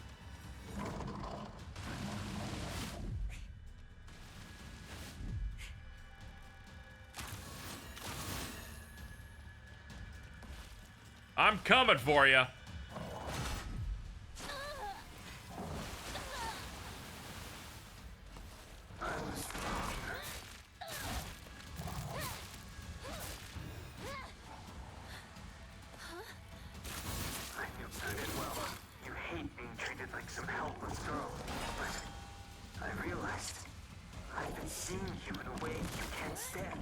Oh god, this guy's starting to suck a little bit. He's teleporting too often. I just hated people telling me I had to act a certain way because I'm a girl. But I didn't actually hate that I was born a girl or anything like that. I got it all wrong. In dragging you into a corner, it was obvious how you were feeling by the look in your eyes. But I still didn't get why you were struggling. No! You helped me open my eyes. It's because of you that I was finally able to be reborn. And that's why Shimizu Hinako will always be at your side.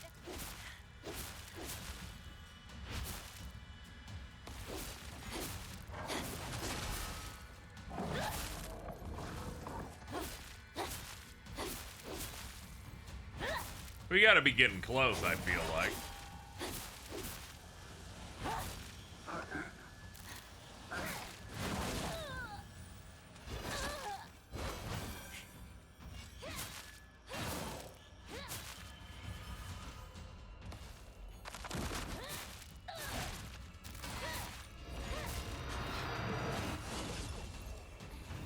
Oh my.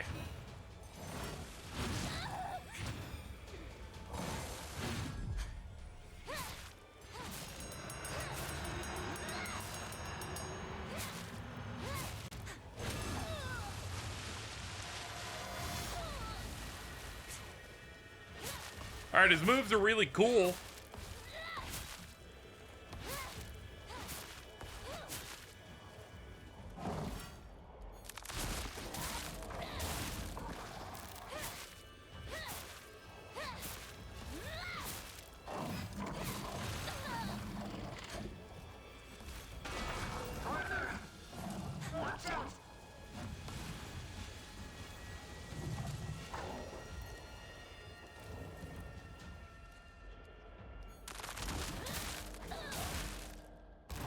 It's done. Alright. As expected, he'd be the most spongy one we fight yet, just because we're Thank you. infinite durability arm. You could make me whole again.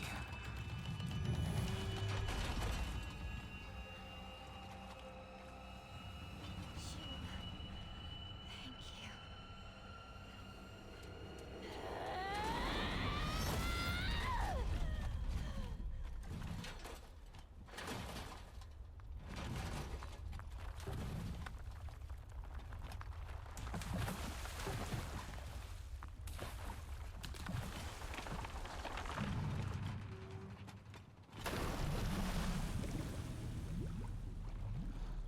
Hey, look, everything's fine. You killed the evil. The evil transformation part, you know? We're good. We're fine. This ending's gonna be fine and no one's gonna be sad. Oh no, this is probably bad. Kotoyuki, I'm counting on you to look after my partner for a while. It will be for more than a while, I assure you. If you ever make my Hinako unhappy, I'll beat you to a pulp. Hinako belongs to me. She is no longer yours. No way. She's my partner, so she's always mine. I'm just lending her to you. Stop treating me like an object. As I see it, you and I are the only two in this world who truly understand Hinako. Perhaps we could become friends.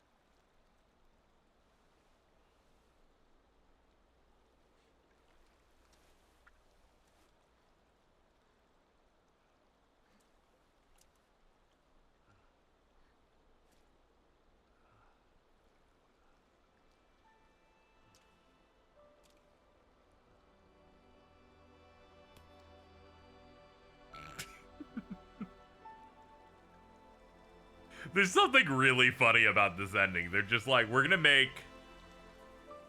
kind of gonna make Shu a really big loser for like the entire. I was just really expecting an ending that like feels like this.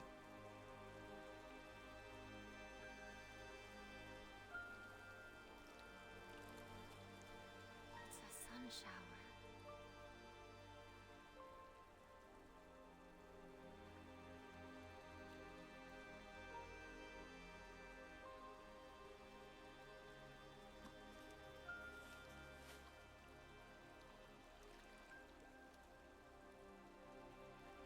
A good omen for a wedding.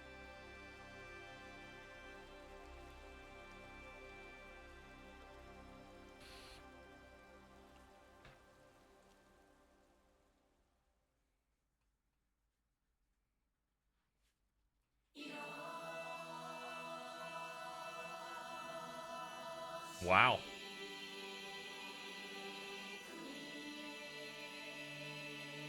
All right, show me what's next.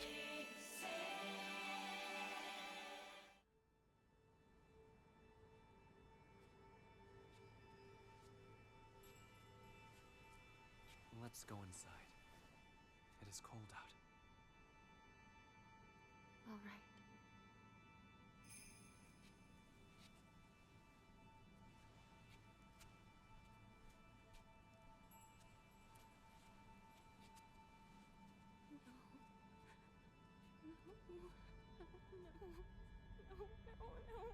No. I'm scared. I'm so scared. Please don't. No, I'm scared. I'm scared. I don't want to be like my mother. I don't want to become my mother. Oh my god. What in the fuck was that?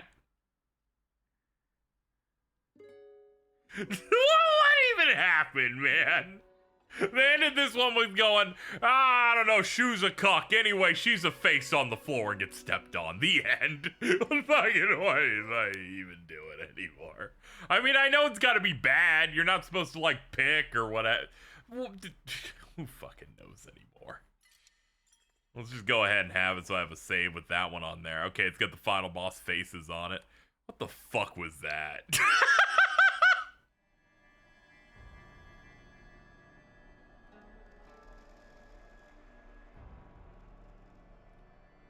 Well,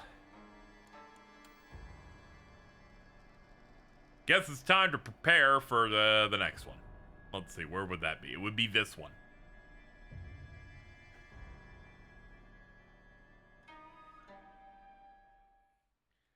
Okay, so now I just gotta go do a couple things. So I'll see you in a second once we do the brooch thing.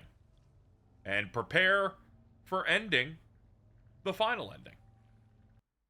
Okay, here we are.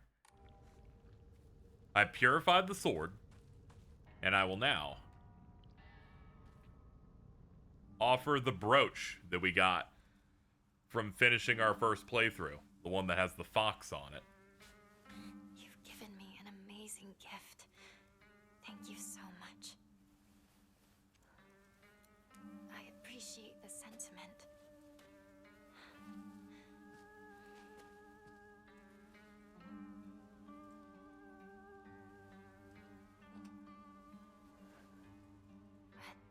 But I need more time to find out if I'm worthy of accepting this.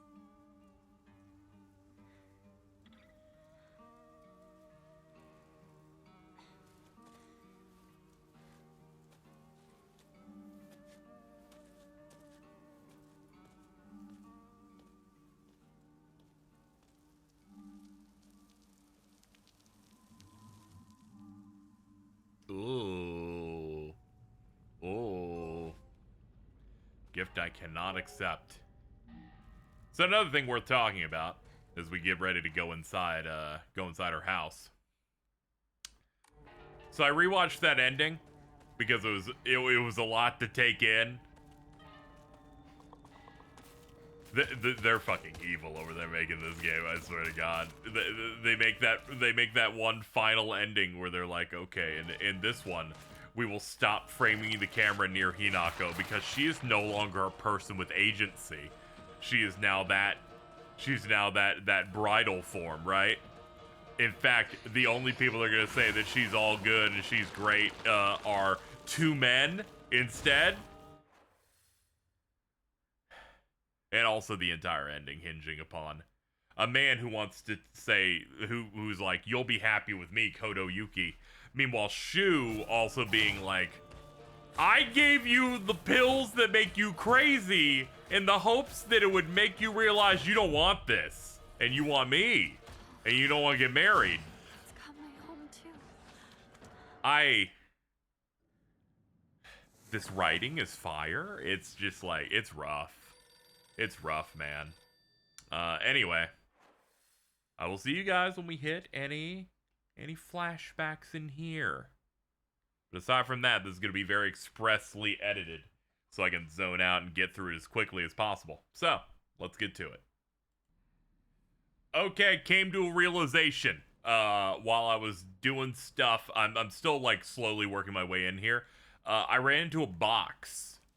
Was it in this room? Was it in this room? No, I don't see it. So I found one of those boxes that we've been getting regularly throughout the game. They've been ones that have been unique to New Game Plus.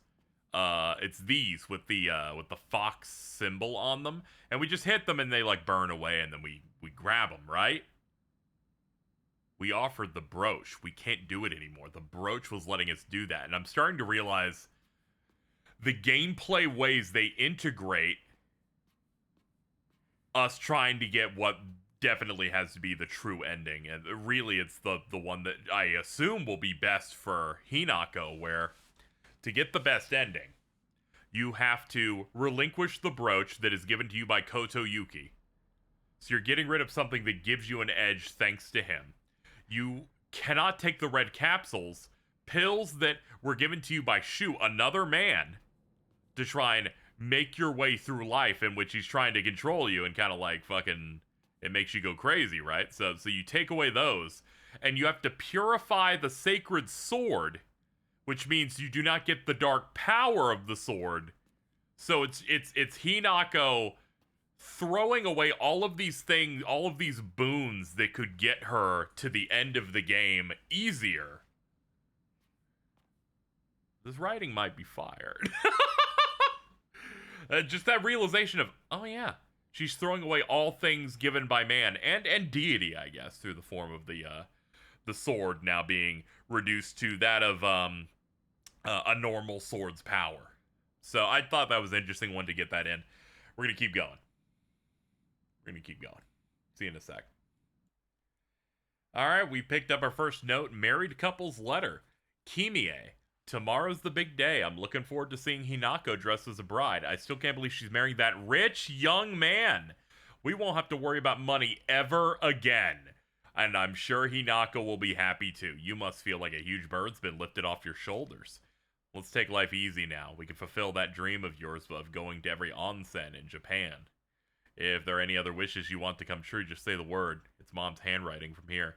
Kanta, my dream is to hear you say such sweet words to me directly, not on paper. Oh man, I fucking called it. Like it has to be the Sumeki family, right? It's the Sumeki family. He married into that, or he inherited that because they're cursed and all of them died. And he was using his influence there to get this marriage. They will become loaded. The debt won't just be cleared. They will be rich. Or at the very least, well off to do whatever it is they need to do. Seeing that the first thing they're doing is just celebrating about what they get to do. Oh no! To Shimizu Kanta. Certificate of full payment. This certificate has been sent to certify that Shimizu Kanta has paid all outstanding loans and is hereby released from all further contractual obligations. We thank you for your continued patronage. Oh my god, dude. It is exactly as bad as it looks. They're giving their child away to fix their problems.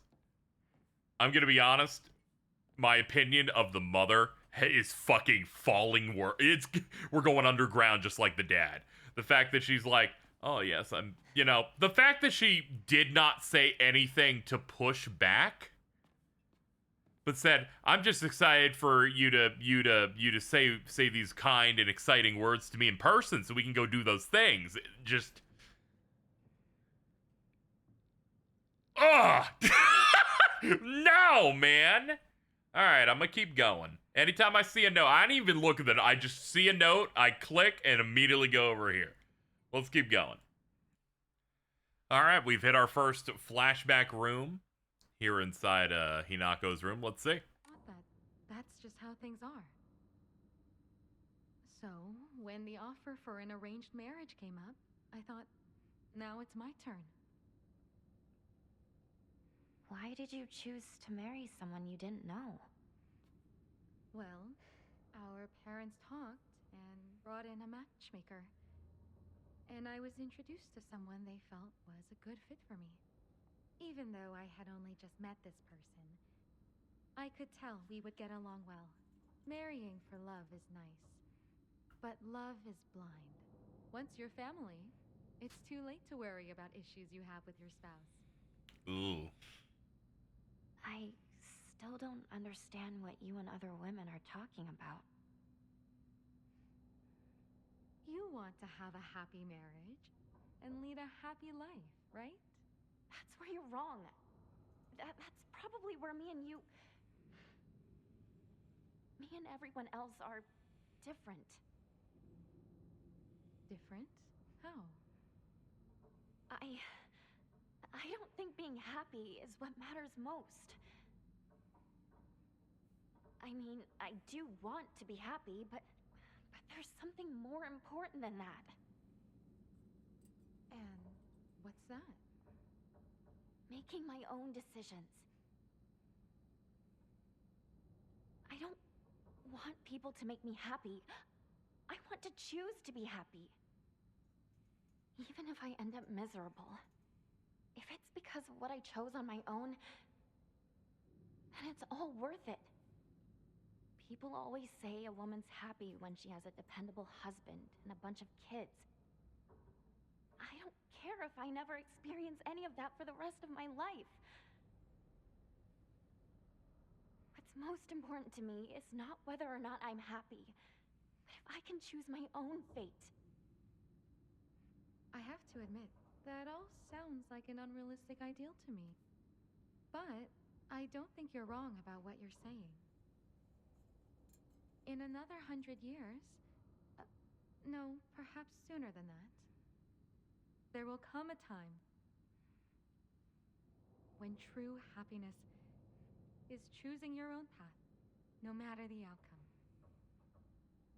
I obviously can't live in that world, but I hope you can, Hinako. Happiness is choosing your own path, no matter the outcome. Not choosing your own path is the opposite of happiness. I won't be told what to do. My choices are my own. Unbelievable that you know, she's like, you're making a good point. When she opens with maybe in 100 years, I went, oh no, she's thinking about when culturally that seems feasible. At the very least, it's the first time since, I guess, the very start of the first playthrough where I, like, looked at a Junko line and went, oh, okay, this, doesn't immediately make me unnerved. So, I mean, I guess there's that. Alright, I've finished the photo puzzle. And, I was looking through the journal and we got some new stuff on Junko. Junko says that she's happy, but I just don't get it. Neither she nor my mom ever look happy. Then again, when I tell her about my ideas of happiness, she just says that those don't sound very happy to her at all. What matters most to my sister are results. What matters most to me is choice. Even if it's what makes my sister happy, if I can't make my own choices, then I will be unhappy forever. But if what makes me happy doesn't give my sister results she wants, then she will be unhappy. Though our concepts of happiness may differ, I think as sisters we can respect each other's version of it and take comfort when we know the other has found it. On top of that, the puzzle this time required us to make it so Hinako was the only picture that was not upside down. Which is, that's interesting. I also went to that room with the weird gigantic wooden peg with the like the meat like face underneath the wood. And saw something I must have missed in the previous one, which was a ripped off receipt that was like a journal for Hinako's mom. That was in April 7th, I believe, which seems to be close to this big day. And she says, I can't believe it's all come to this. So it does seem like she's not entirely happy, but it's weird. It's complicated. It's complicated. Bro, you're pregnant. Can you leave? All right, I'll be back when we see more. All right, we have another one. Would you come over here? Let's see if the mom could be less bad. Wait. I would like to correct some of your assumptions. Okay, hold on. This might be crazy. Assumptions? She's actually talking to us. I know that you think that I am too weak, that I smooth things over and never stand up to your father. No, Your father can be ill-tempered sometimes, I know.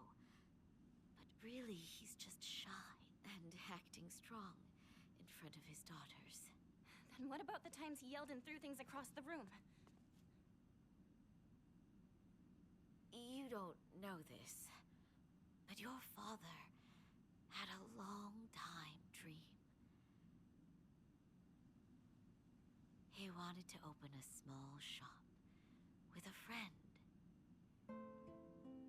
He did? Yes.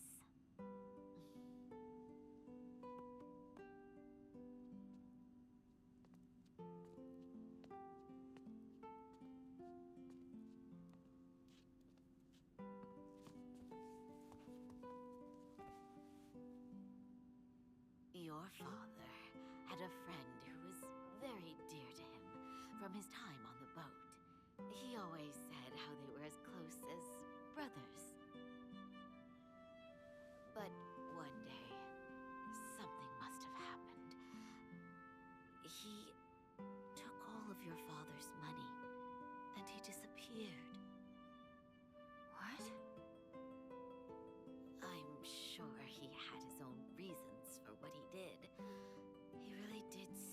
a nice person.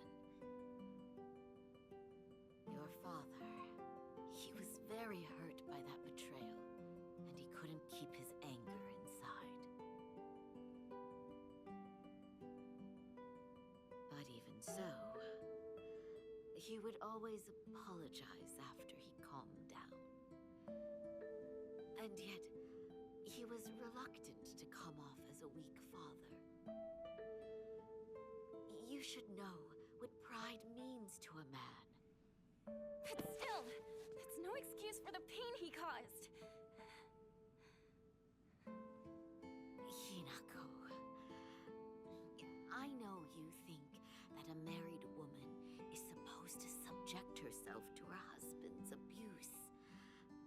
But you know, married women aren't as weak or helpless as you think we are. Your father might put on a tough face in front of you too, but when you're not around, he's a whole different man.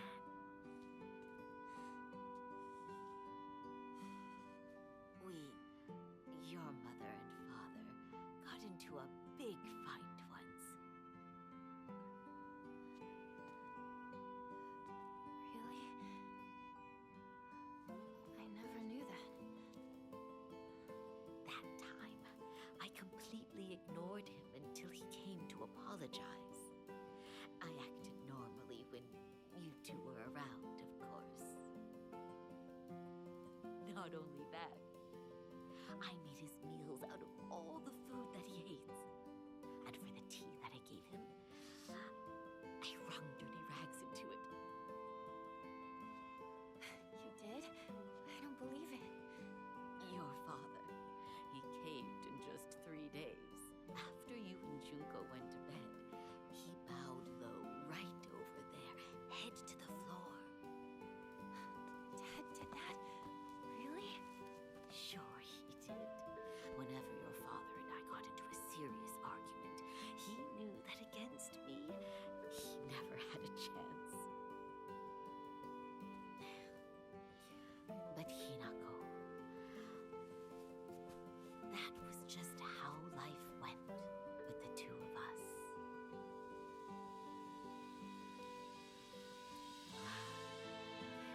I am sorry for making you worry. I am so sorry. From the bottom of my heart, I truly am.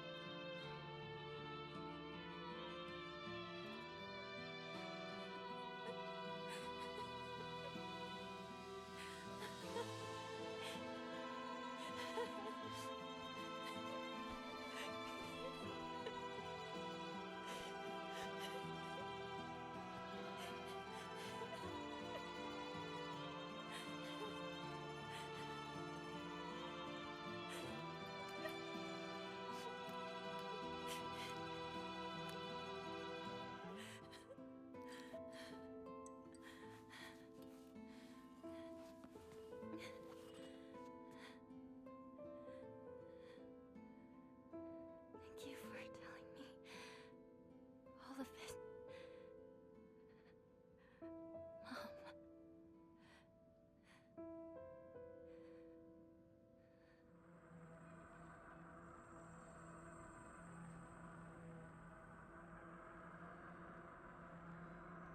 I can't believe they had a scene like that, like, in them, to be honest. They actually humanized these people in a way that which is great, because I was feeling pretty fucking, they're so good. They put in all the notes that would make me hate them the most in the front so we could get to the back here so I could, like, man, the writing, it's just so fire. It's crazy. All right, I'll see you when we go talk to the other Hinako in a second. Okay, so we have an update to the journal that I also want to check before we go in there. But let's check the note here first. White and Black fought, battling upon a set of scales, yet neither wanted for the scales, for what they desired was simply a quiet gray place where they could belong together. Whether we flee or spread our wings and fly is our decision alone, one to make only once we are ready. They had no use for those who towered from the heavens, imposing their will on others. Interesting.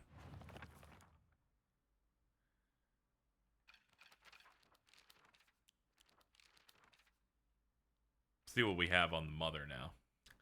My mom smiled through tears of joy when Junko got married. Was she really so happy to be sending her daughter off to suffer the same fate as her? Did she raise her just to be beaten and abused by some man? What even is a bride price anyway? Why do they make a profit off Junko getting married? Did they get more money because they taught her how to cook and sew? Well, I won't learn those things. She won't make a single yen off of me. I won't be like my mother. Not now, not ever. Why did my mother even marry him in the first place? How can anyone call themselves happy, having to spend their entire life with someone like him? Mom once told me a husband and wife support each other for the whole of their lives, in sickness and in health. You see, it took me a long time to recover after giving birth to you. I caused your father a lot of trouble with my mood swings. But no matter how much I complained, he stood by me through it all, without so much as a frown. I know he may not have turned out to be much of a father to you girls, but all in all, he's been good enough husband to me. I guess that's direct.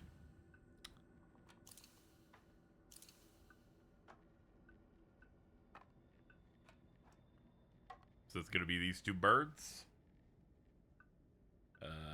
And the scales do not matter to them. It opened. But what was that about?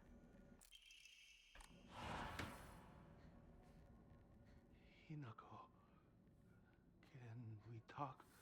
Oh, nice. What do you want? I wanted to apologize to you. For what? I've been a horrible father. For the longest time, I yelled at you, scared you. I'm sorry. You're apologizing for that now? I'm sorry. You just want to erase what you did? My You bad. made us all suffer for so long! You seriously think that gets you off the hook? No, I know it's not enough. I know. You can't forgive me. I understand, I truly do. But please, at least let me apologize. It's okay if you don't forgive me. Huh? You're just apologizing because you want to feel better about yourself. I won't have it. Get out of here. Even now, I'm terrified that you might blow up and throw a knife at me again. I'm sorry. I believed that a proper father should be feared by his children. I was wrong. Well, there's no taking it back now, is there? Get out. Get out of my life!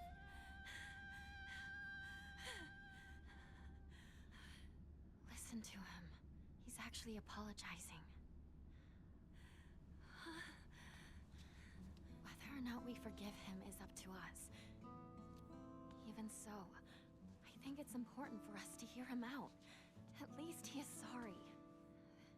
Why should it matter to me if he's sorry? Because he's family. You heard Mom, right? Dad was betrayed by a friend. He was suffering. Oh, he was suffering, so I'm just supposed to forgive him? I won't! I refuse! Yeah, you're absolutely right. You don't have to forgive him. And you don't have to listen to any of his excuses or apologies either. But still, like it or not, he's family. And so, even if you can't let it go, just let him speak. He's still our father, and we're still his daughter.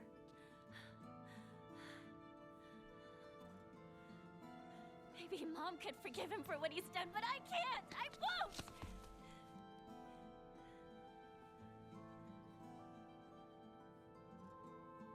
You know that you and I are bound to Dad by ties of blood. Mom and Dad don't share that bond. Mom's only bound by marriage, listened to him. She even had the courage to forgive him. We should listen to him. His own flesh and blood should be willing to hear him out.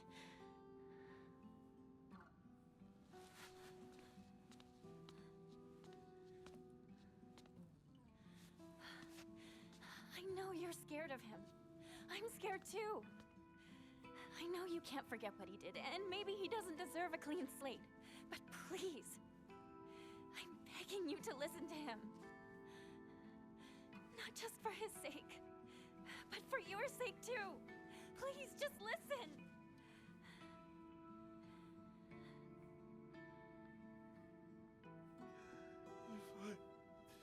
If what I did taught you to fear men, to never trust them, then I was a poor teacher. I might be hopeless, but not all fathers are. Kotoyuki isn't like me. He is an upstanding young man. He can give you a good life, a happy life. I'm sure of it. Your old friend Shu is a respectable man too. I always thought that two of you could build a happy home together. But no, how I feel about any of it is beside the point. It's your choice to get married or not. And I'll support your choice. I don't expect you to forgive me. But I want you to be free of this curse of mine. I just want you to be happy. I'm so sorry.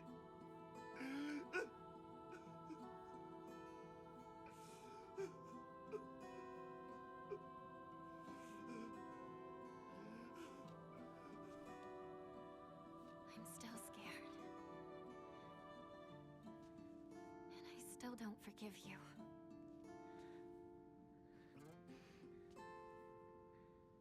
But at least I finally understand you.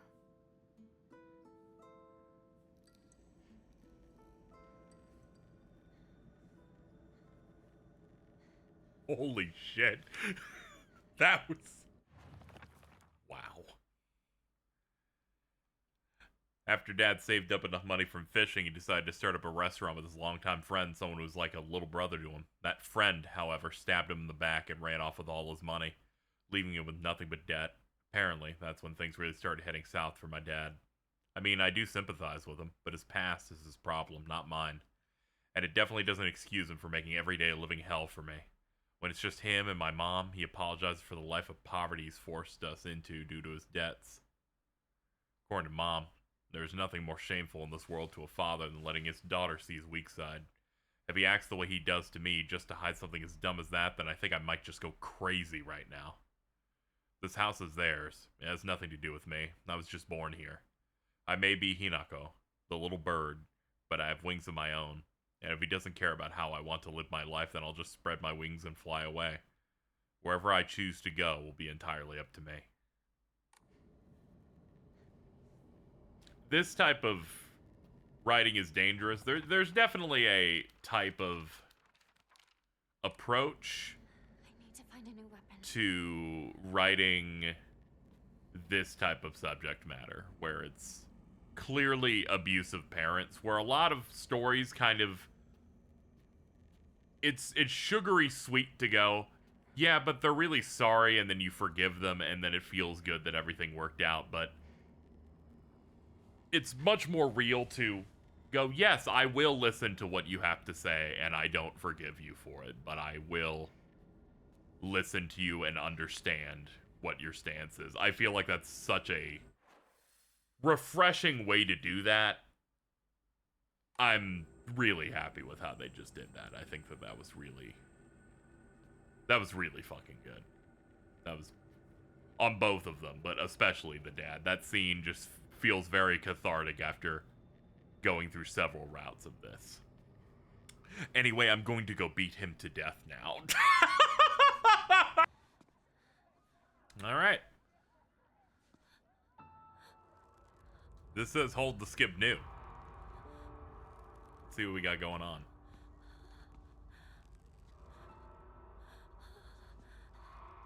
It would make sense for things to be different here. We had a different... Things are different in terms of what's going on with our parents. We'll see. We'll see what they do with that.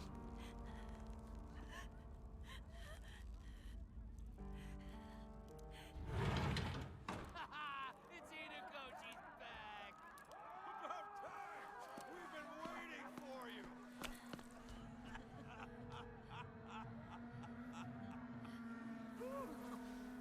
So far, seems to be about just as bad as it usually is.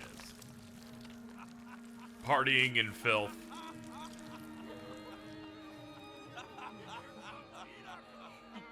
Hinako! You are late! Finally! We're about to get started here! What did you say?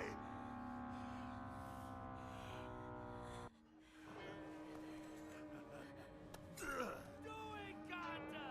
You're the best!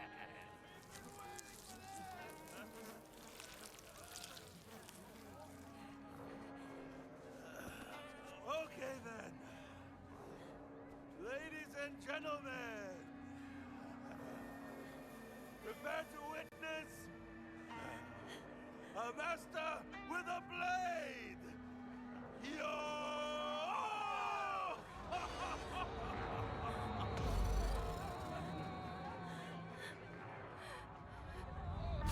Dare disrespect me!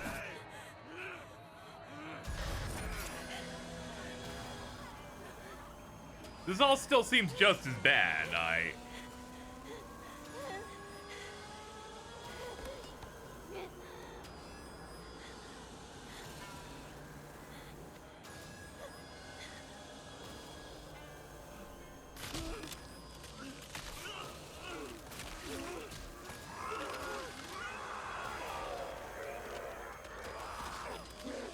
Yeah, this seems just as dire as before.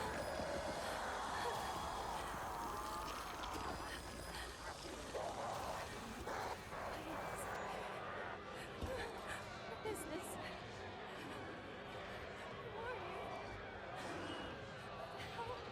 What the hell are you? My parents! Don't touch them! Leave them alone!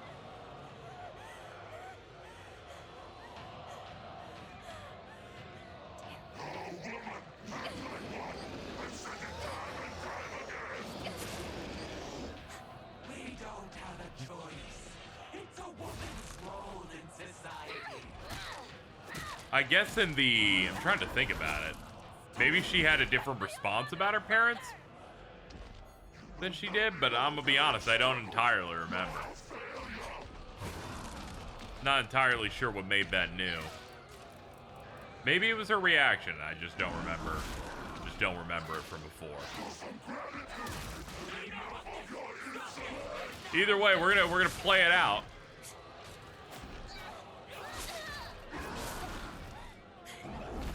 Okay, this boss fight is just as terrible as I remember it being.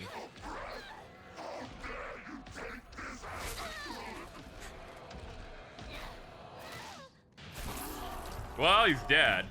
I forgot that if you power up the lightsaber stance, it actually does a shit ton more.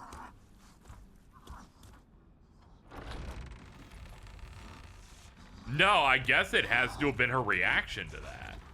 Because this is the same scene, and now we're moving on. Okay. Alright, fine. Alright, well. Please. I'll see you in a little while, then. It will ease your pain. So I've been picking up scrolls. Let's see what this third one says. Come close. Women must submit to men. Koto Yuki is still but a fledgling. Come, and we shall treat you as we see fit. Look into my eyes.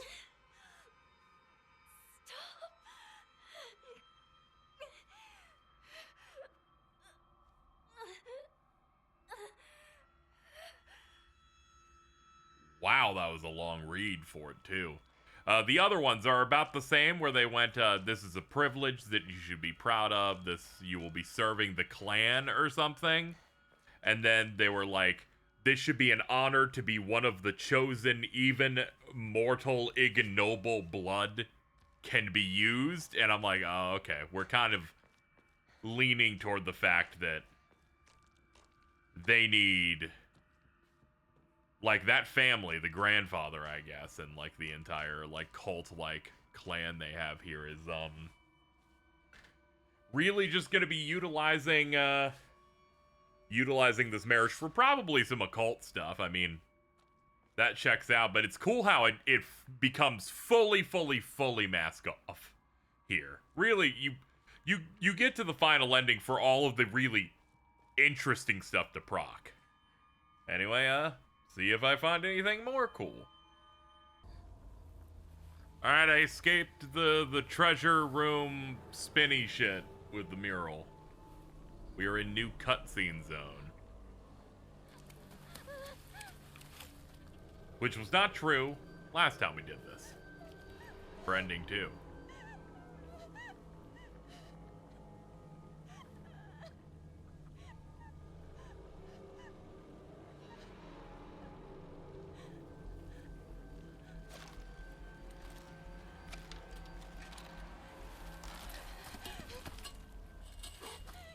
Stop, please.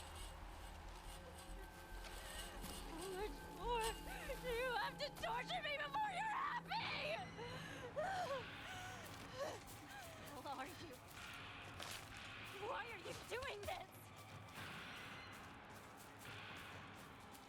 I get it. Why are you running?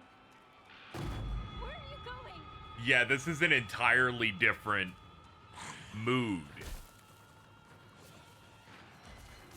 Like, this is an entirely different vibe for her going in. She was wrathful, filled with a desire for, like, revenge and filled with rage and shit. The other times we've come after it. This time, that's not bad. It's like she's still pursuing. But this is different. This is very much different in vibe. Which I appreciate, having done this for the 4th fucking time, but I'm like, it's not winning awards for me here. But I am very much interested now that they're giving me like a different feeling. You're really harshing the vibe here, I'm gonna be quite honest. The millionth undodgeable grab because you have to know that thing's gonna pop out. Not a fan.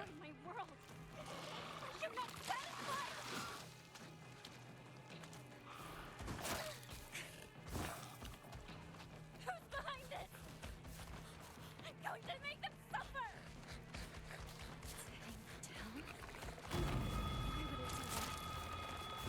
Yeah, it's definitely a different. She's more in control of her emotions than she was before. Like, obviously, she's very upset, but definitely different than what we've dealt with before.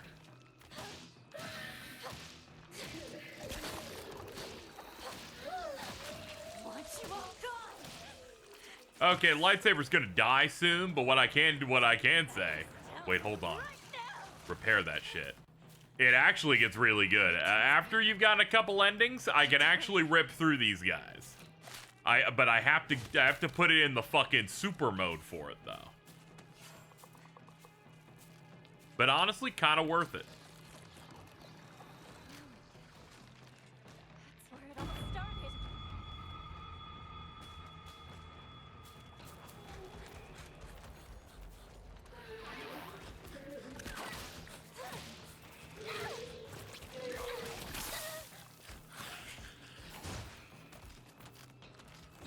Now clear him out. He's the only thing we have to fight.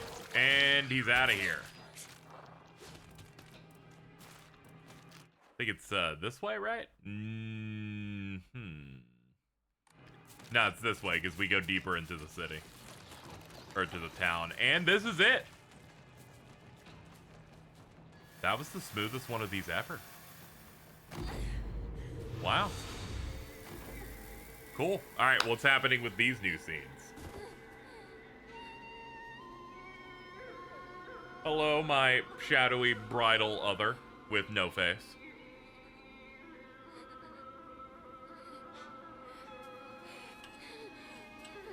Why do we always have to be treated like objects for them? My anger, my sadness, I pass them all on to you!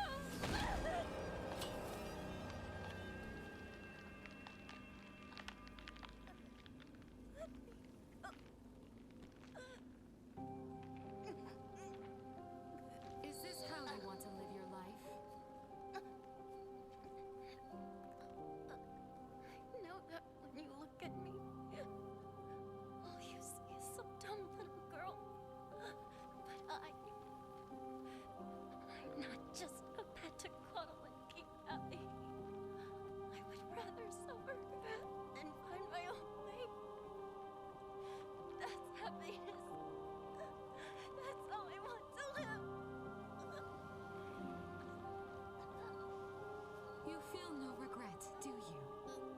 So you can vow to own this decision and not blame others, no matter what happens?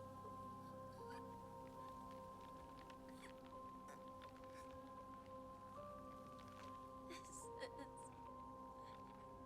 the choice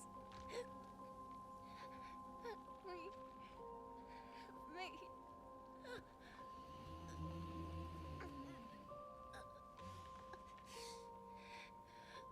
Still gonna snap it? We will shape our own destiny. We have agonized over it enough and have made our choice. We will not be anybody's little puppet any longer.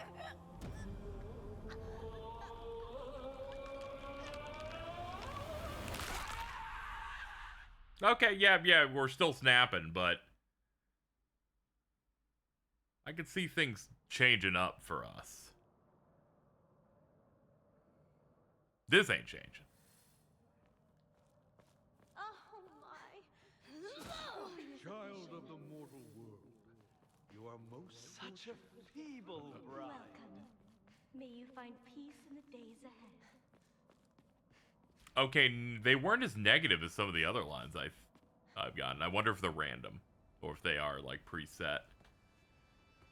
Anyway, this'll take us in back here, and then this brings us. The town. It's beautiful.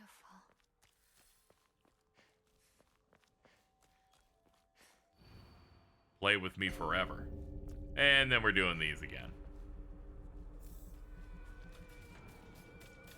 Okay, let's get to work. All right, back to disassociating.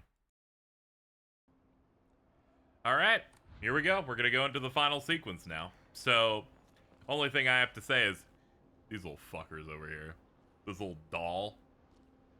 I was saying that there's a potential that the doll could be evil, but you know, because obviously, like, it's trying to. You know, it's giving you warnings, but they haven't answered what that is yet, or tried to help imply it. But this run went up to the doll, and the previous times she would go like, "Thanks for all of your help" and stuff like that.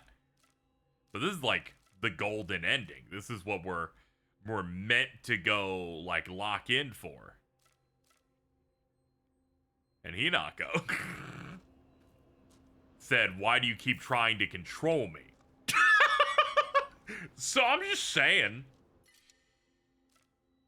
Thumbs up. I'm just saying. We're gonna drop that. We're gonna drop that. We are kitted out. We're kitted out. We got toolkits for the lightsaber. We're gonna hold the skip. And we're gonna finish this up. Sorry for the constant cuts on this. I'm too tired to commentate a lot of this combat, and I'm trying to pace it out. And also, you know, a lot of it's run its course. Anyway, here we go. This is gonna be the same thing of a conversation, then she just slams it a bunch. Are you Hinako? Oh. Junko. You and me. Everyone. Someone is toying with all of us. What do you mean? One of them wants to marry me off. The other one wants to stop the wedding. This whole time, they've been pitting me against myself. But that's... It's been an awful, agonizing ordeal. But I think I get it now. Everyone is always pressuring us, rushing us, forcing us. But these are battles that we both have to fight.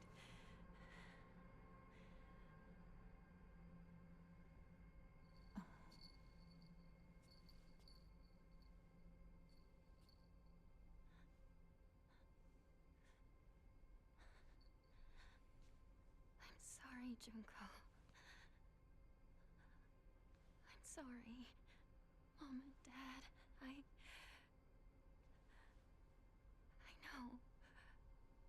I've been a terrible daughter. But if you truly want nothing more than for me to be happy,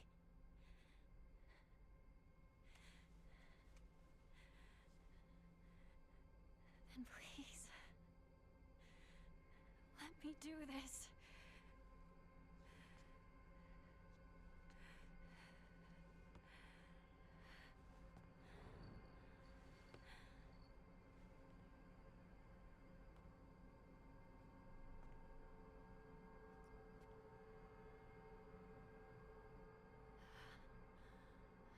This is the first time she had like a real conversation with her, in which Junko wasn't stopped because of fear of the pills. Puppet, to be toyed with and tossed aside. Never! And it's also the first time the doll didn't intervene. Wasn't like riding us like Kazooie or stopping time.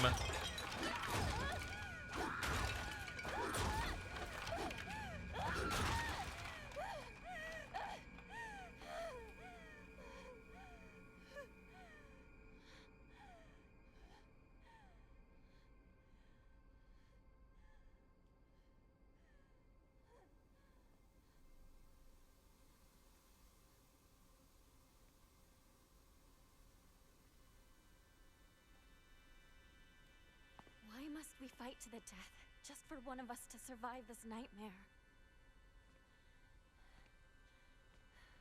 Why do we have to bleed just to begin seeing eye to eye?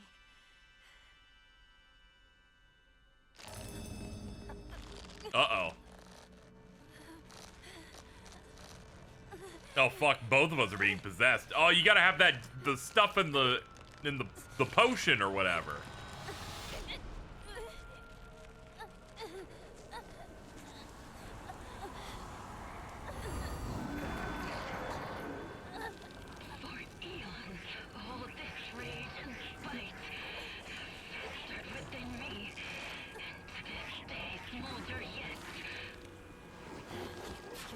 Insignificant wretch. Such rubbish means nothing to me. Hinako, what is this?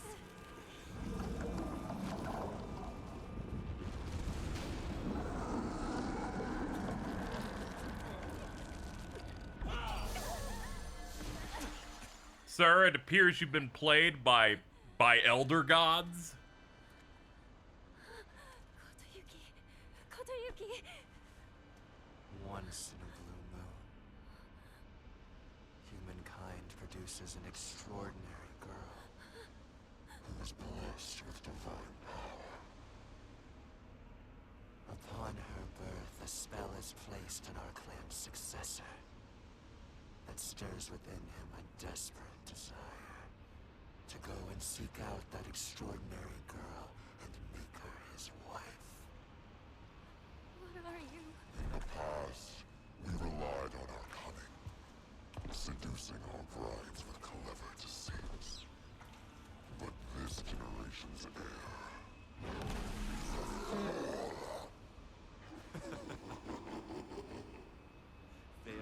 charm his bride to be.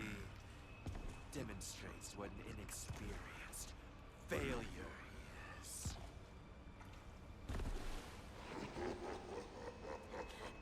Kodayuki, no.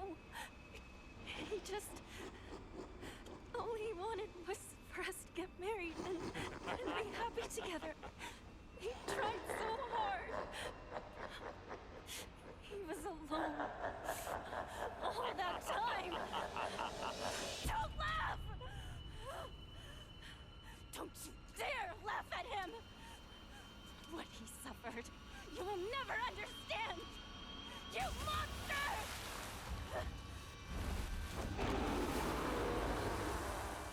Oh, we're splitting the final bosses. Defeat the gods! At first, I wasn't interested at all. But as I got to know him better, I realized I had to think just as long and hard as he did.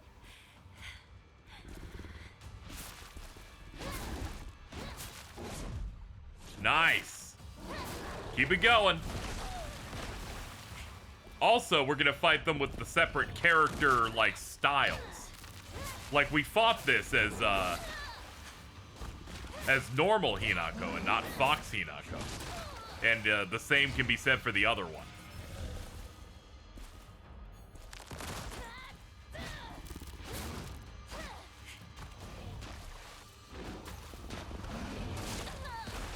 Oh, God. He's clipping us.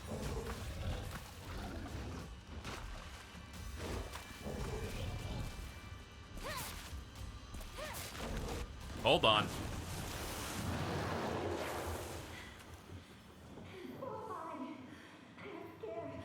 Oh, shit. Fucking awesome! He might someday become like my father.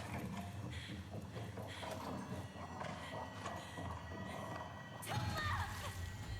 I have a lightsaber! Laugh at me. It's my future self! No one gets to laugh at me is future me when they think I'm cringe. Does my life have to gain from giving into his feelings? Oh, damn, he's zoning us. We're doomed. What will happen?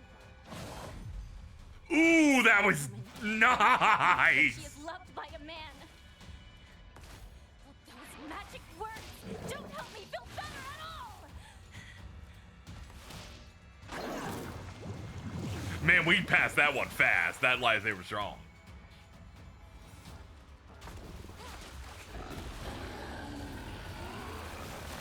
Oh, it's this shit again. Alright, kill the ads. Oh, it's got a grab. It's also a different looking wolf this time. It's like pure dark. Instead of like blood and orange.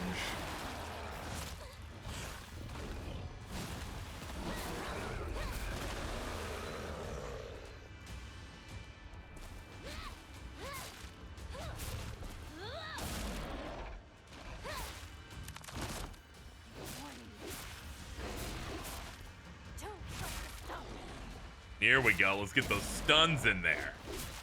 Yeah! We still ride. My struggles are more serious. My doubt consumes me. I'm sure of whether or not we have the courage to spread our wings and overcome it all.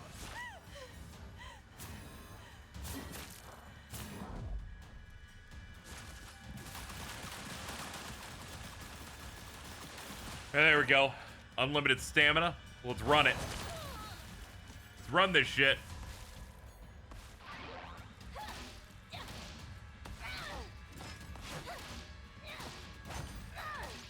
Yeah! Got him with the backswing. Damn it, reset us. Acceptable, we'll take it. We're almost full again.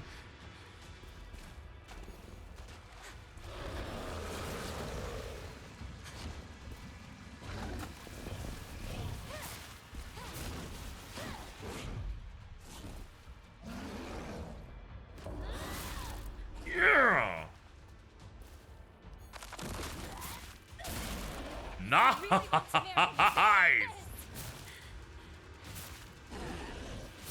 one can I don't know what our futures will look like. But no matter what we choose in the end, we will face it. And if we don't agonize over that decision, then it won't matter what we choose.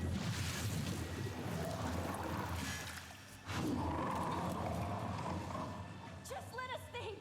Think over our lives in silence. We don't need your meddling. Oh, you can see it in there. Struggle. Ours and only ours. See the fucking doll hanging out in there. I don't know if this is the first time it was shown there, but now I see it now. I understand the score.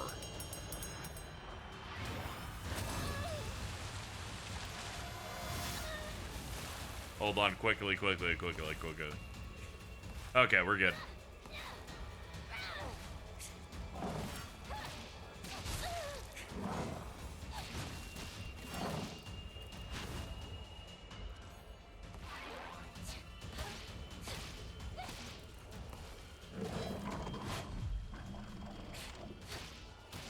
Nice, the perfect dodge reset stamina. Yeah! Get the fuck out of here! Do it within 10 minutes. Nice.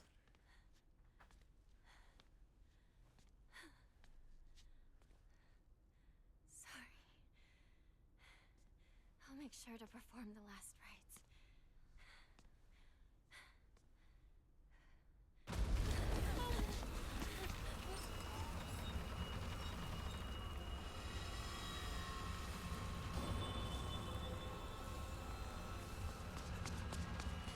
Are you two okay? Over there! Hurry! In here!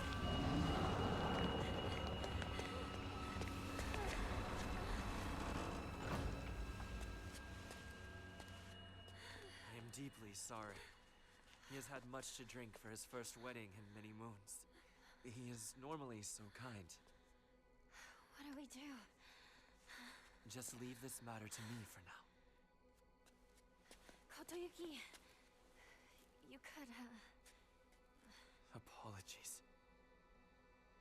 While I tried to give you everything, I failed to realize what you desire most.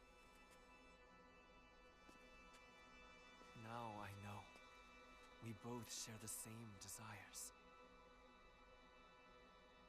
I want to know whether my love for you is more than the mere whim of a spell.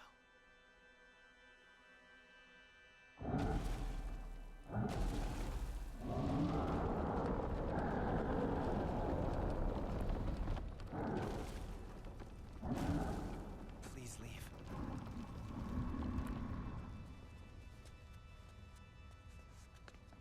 if the love you have for us was real, I hope that we can meet again. I'll think it through, slowly and carefully. We'll have our answer ready.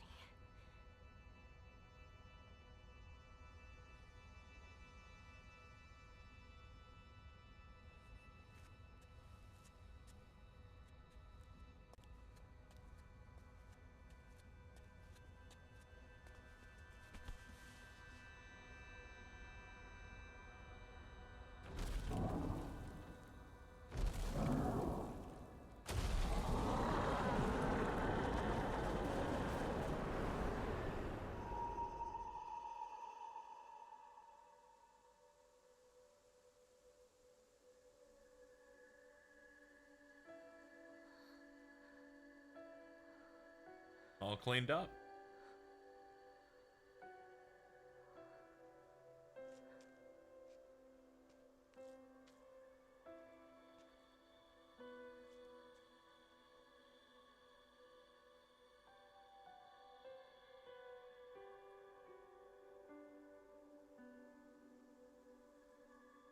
Town looks fine. I guess we're good.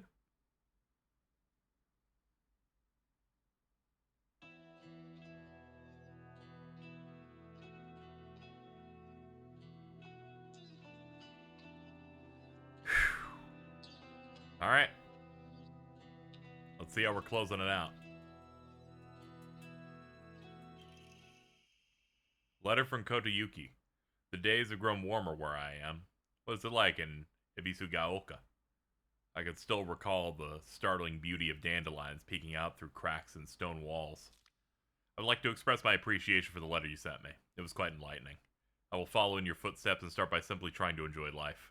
As per your recommendation, I purchased sauce-flavored senbei for the first time just the other day.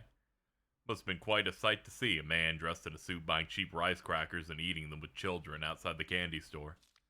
The children laughed when they saw me, saying that real grown-ups don't buy such cheap snacks, and so I explained to them how I wasn't able to eat many treats as a child, which is why I'm eating them now. When they heard that, they began swarming around me and telling me all the different delicious ways you can eat sauce-flavored senbei. Though I must say I was taken aback when a child suggested I try putting strawberry jam on it.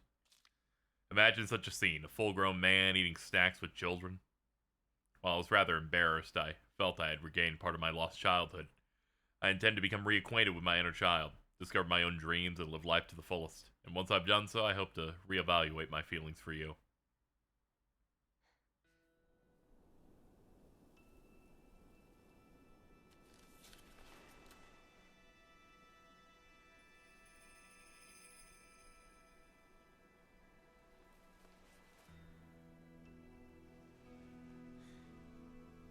So, what should we do about our future? Kotoyuki gave me an idea. He grew to love someone deeply, to do anything, everything he could for them. I want to live a life that full of passion, of purpose, to pour my whole heart into things. To live with such passion that I might actually propose to Kotoyuki when I'm ready. I also want to pour my heart into something. Not sure what yet, though. Very specific.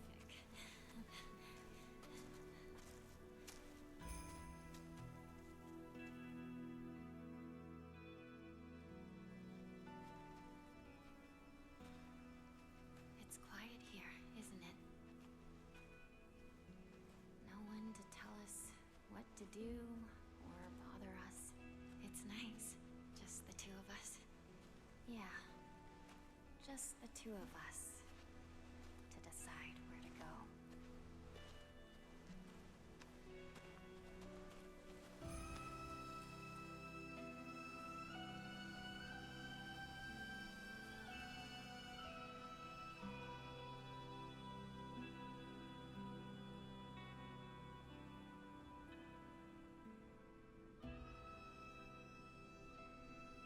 I don't think it's ever been this quiet in Ibisugaoka.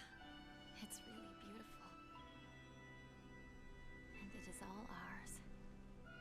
Our silent Ibisugaoka. Together.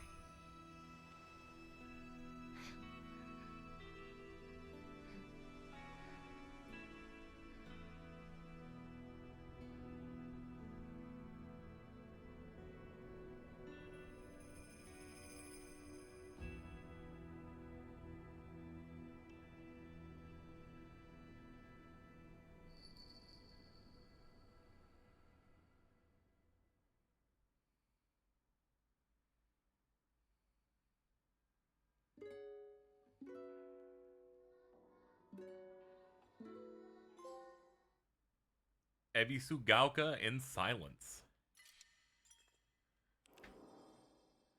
Ah, it's a little bird.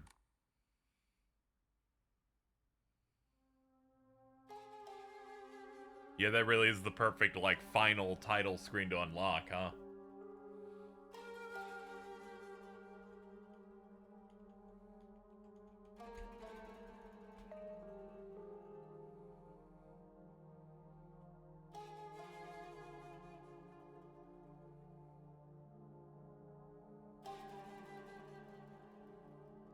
So I like how it ends with them saying it's their silent Ebisugaoka. Ebisugaoka means Ebisu's Hill, referring to the Japanese god of fishermen. So it becomes the silent Ebisu's Hill in a way.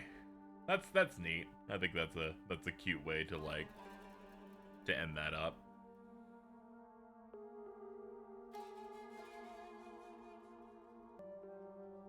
So I guess I should wrap up. Overall, really enjoyed this. I think the combat kind of becomes a bit too much toward the end, but in those new game plus ones, when you have the lightsaber, it gets a bit better. If you have plenty of stuff to like repair with it, once you got a few endings in, it actually does ludicrous damage.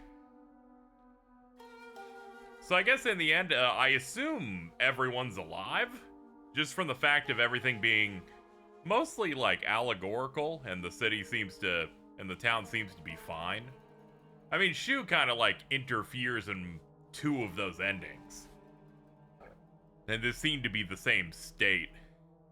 I mean, ultimately they're presenting these 2 characters here like they're like 15 years old or something, when they're actually like in their 20s or something. There's weird stuff going on here, but I imagine everyone's like still going. And all of it was like, you know, a metaphor of like, hey, they're dealing with this issue of the marriage and everything and the psyche and all of that. So I guess everything's like fine.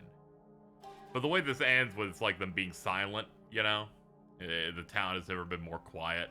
That I just think is like a mind thing of like, hey, there's no bad thing that's gonna happen to the town now because you bested both gods. There was not an imbalance.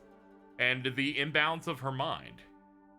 Like, things are quiet. There's not this massive anxiety, you know, that is permeated throughout her life. Either way, yeah, I really enjoyed my time with that. And also, most importantly, it's a real Ryukishi work where they have to go, yeah, a lot of this is like a metaphorical thing, but also like magic and gods are real, though. Some weird shit. That shit is also happening. Anyway, thank you everybody for watching, and I'll see you for future videos and streams. Happy to get this one done.